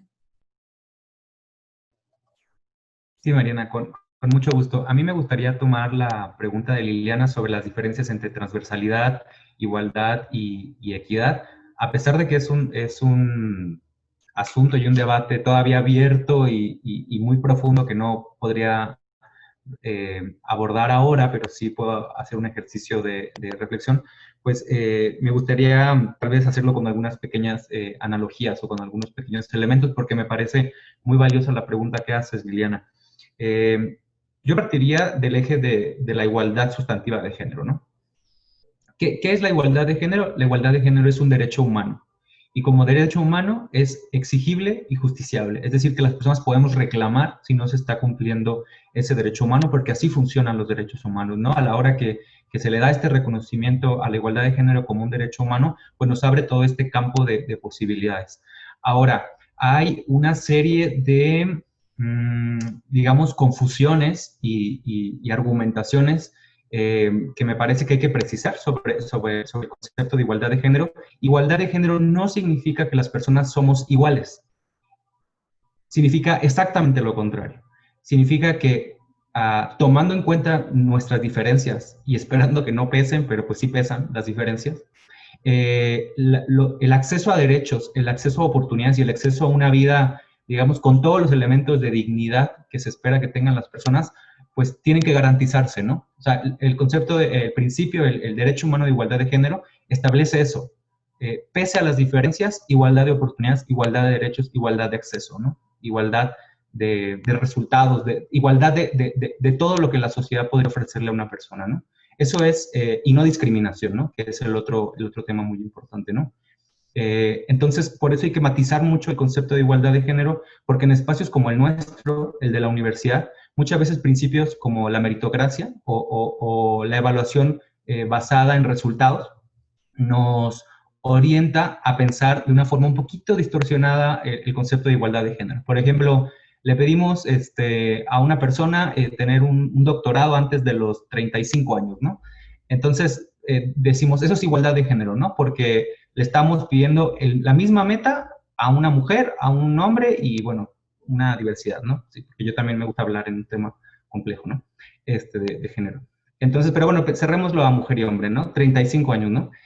Bueno, sí le estás pidiendo exactamente la misma cosa, pero eso no supone que las dos personas tengan las mismas condiciones estructurales para alcanzar en el mismo tiempo, fíjense que no estoy hablando de capacidades intelectuales, solamente en el mismo tiempo ese mismo objetivo, tomando en cuenta cuestiones como la gestación, lo que ya hemos hablado de la división sexual del trabajo, y la división sexual del trabajo finalmente es una relación temporal con el mundo, no es cómo se administra y cómo se distribuye el tiempo en función de los mandatos de género, ¿no? Entonces, tomando en cuenta esas condiciones estructurales, decir que la igualdad de género es pedirle la misma prueba a una persona sin tomar en cuenta sus condiciones estructurales, a mí me parece que es una idea no parecida a lo que esperamos que sea el derecho a la igualdad de género.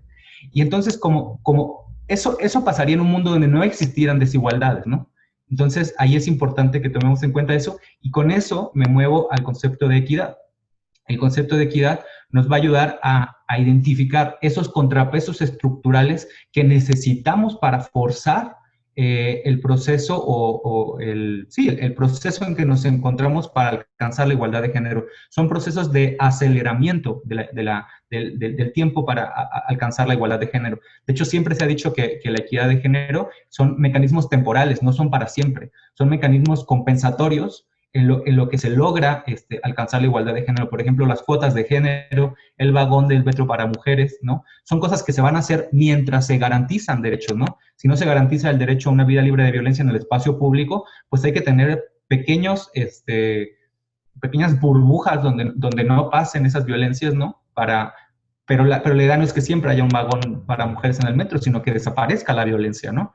Entonces, un poco así interactúa la igualdad y la equidad, y en la universidad pues también cuesta mucho trabajo comunicar la importancia de las medidas de equidad, porque se toman como formas de beneficiar ciegamente a las mujeres o a otros sectores, y pues hay que entender que no ocurren en un contexto de igualdad real, sino en un contexto de igualdad esperada, ¿no? Eso es como que muy importante que lo planteemos. Y pues ya cierro diciendo que la transversalización pues significaría esta herramienta para implementar, para garantizar el derecho humano a la igualdad de género en todos los espacios, que no se nos quede ninguno donde no pase eso,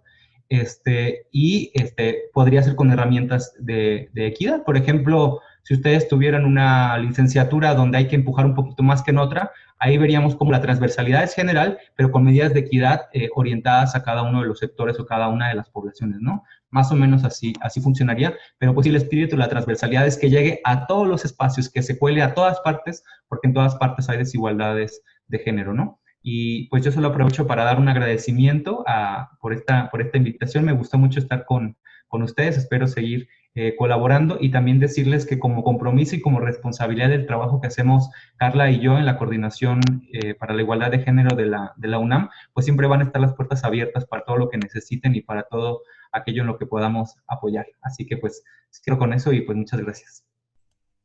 Muchísimas gracias, Rubén, por clarificarnos los conceptos que muchas veces no pareciera que hablamos de lo mismo, pero no, y muchísimas gracias por hacernos tan didáctico. Marina, Guadalupe igual los felicita muchísimo y por el gran trabajo que hacen ustedes. Les voy a decir el correo de Carla por si no lo identifican en el chat, ya que nos ha dado la posibilidad de escribir y tener un contacto con ella.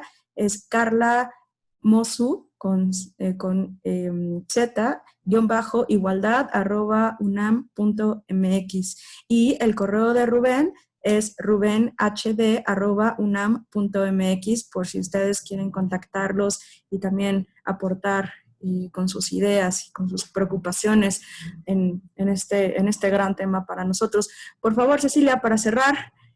Muchísimas gracias, Rubén. Sí, muchas gracias a Carla y a Rubén.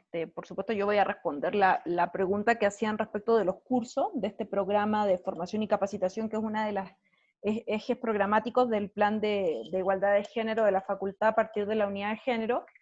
Bueno, decir que está en construcción, digamos, pero lo que yo dije es que había mucho trabajo previo. Por ejemplo, se va a hacer el curso de formación docente para que se está programando para las profas, ¿cierto?, que van a dar esta materia base, la materia base que se aprobó, que se llama Violencias contra las Mujeres, Genealogía, Actualidad y Resistencias, ¿no? Y también para las estudiantes que quieran ser adjuntas de esta materia base que se va a dar a todas las licenciaturas y se va a dar como optativa en esta primera instancia. Y entonces, por ejemplo, ese es un curso que se va a dar y que está coordinando desde la coordinación interdisciplinaria, que es la doctora Alejandra González Basúa, ¿no? Pero también a través de la unidad de género, ahí les voy a dejar mi correo, también se puede hacer digamos, vínculo para quienes quieran participar. También recientemente participó la unidad de género en un curso de actualización docente que se dio también en coordinación con la DEPRO, con la División de Estudios Profesionales de nuestra facultad, que también hace un gran trabajo, y con DEGAPA, ¿no?, que fue un curso que se llamó Repensar la enseñanza universitaria desde la perspectiva de género, donde participaron profesoras, profesores de prepa, de CCH, de distintas facultades también de nuestra universidad, ¿no? Y donde se trabajó ahí en diferentes, bueno, en 5 módulos, y particularmente la unidad de género trabajó en el módulo 5, que es esta parte como más institucional también, de ver cómo han sido los avances en la UNAM en materia de género y también un poco cómo aplica el protocolo para poder tener este trabajo también en red, como decía Carla, con quienes tomen estos cursos y tengan también esta información. Hay 2 diplomados también que se van a dar en la facultad en materia de género. Uno es de las ciencias de la comunicación, que es el diplomado que es comunicación desde un enfoque de derechos humanos y perspectiva de género. Y también inicia ahora en septiembre en ciencias políticas, desde el Centro de Estudios Políticos, el diplomado Política, Género y Políticas Públicas, ¿no?, que también es parte de la oferta que tiene la facultad en estos cursos en formación en perspectiva de género, ¿no? Y por supuesto están las optativas que se van a dar este semestre, donde va a estar esta optativa de violencias, pero también otras que son propias de cada una de las licenciaturas que se imparten en la facultad. También vamos a estar ahí con una optativa en la licenciatura de Administración Pública. Entonces ahí voy a dejar mi correo para preguntas más, también dar más detalles, y estamos organizando con la DEPRO, con la División de Estudios Profesionales, un curso para las y los adjuntos también en ética universitaria y perspectiva de género, ¿no? Entonces ahí tenemos bastante ya, hemos ido avanzando en esta oferta, y por supuesto también están los cursos, las presentaciones de los seminarios que hizo la Coordinación de Igualdad, están ahí en la boletina, que está muy buena, por cierto, ¿no?, que está sacando la SIGU, ya cambió la sigla porque pues se me confunde, pero ya quedó como SIGU, ¿no?, Coordinación para la Igualdad de Género UNAM, ¿no? ahí en el cartel le pusimos nosotros la CUIG, porque así era anteriormente, pero ya quedó como SIGU, ¿no? Entonces, que ahí en la boletina también sale en todo lo que la coordinación para la igualdad de género de la UNAM está ofreciendo en materia de cursos, de capacitación, de seminario. Hay unas ponencias buenísimas que se hicieron dirigidas a directivos y directivas de la universidad. Se partió con la doctora Laura Rita Segato, que estuvo extraordinario. Fue genial ver la cara de directivos y directivas cuando Laura Rita Segato dice que los hombres son más obedientes que las mujeres, ¿no? Entonces, estuvo muy bueno discutir ahí también, ver las perspectivas que ella planteaba, ¿no? Y como ella precisamente también hablaba de las políticas, de la parte normativa, pero ella decía el tercer piso, que es el principal, que tiene que ver con la transformación de nuestra sociedad, ¿no? Entonces, y ahí también hay muchas de las presentaciones donde está la doctora Marta Patricia Castañeda, la doctora Ana Buquet Corleto, que las pueden encontrar en la boletina, sale el link, y están todas las presentaciones que también se pueden ir repasando, y que por supuesto, yo como soy fans número 1 de la SIGU, las sigo todas las presentaciones, porque pues obviamente es un trabajo que vienen haciendo académicas, y también este trabajo en red, que pues uno aprende muchísimo, ¿no? Y esa es la idea. Entonces hay una oferta también en la facultad, voy a dejar el correo, pero como digo, son varias instancias donde se están haciendo bastantes cursos. La verdad, la UNAM tiene muchísimo de eso también, hay que decirlo. Pues lo positivo es que hay muchísima oferta en cursos, en capacitación, en formación, en materia de derechos humanos de las mujeres y en perspectiva de género. Y eso, por mi parte cierro, y agradezco muchísimo a Mariana el espacio, el trabajo que hemos hecho, y a Rubén, por supuesto, decirle que pues obviamente no va a ser la primera, sino que va a venir muchas, porque a mí me encanta también su trabajo, y a Carla también, que la conocí en la red, trabajando, y que también hemos tenido muy, muy buena onda, y me encanta también mucho su trabajo. Además tiene una experiencia ahí en filosofía, donde las papas queman, como decimos en Chile.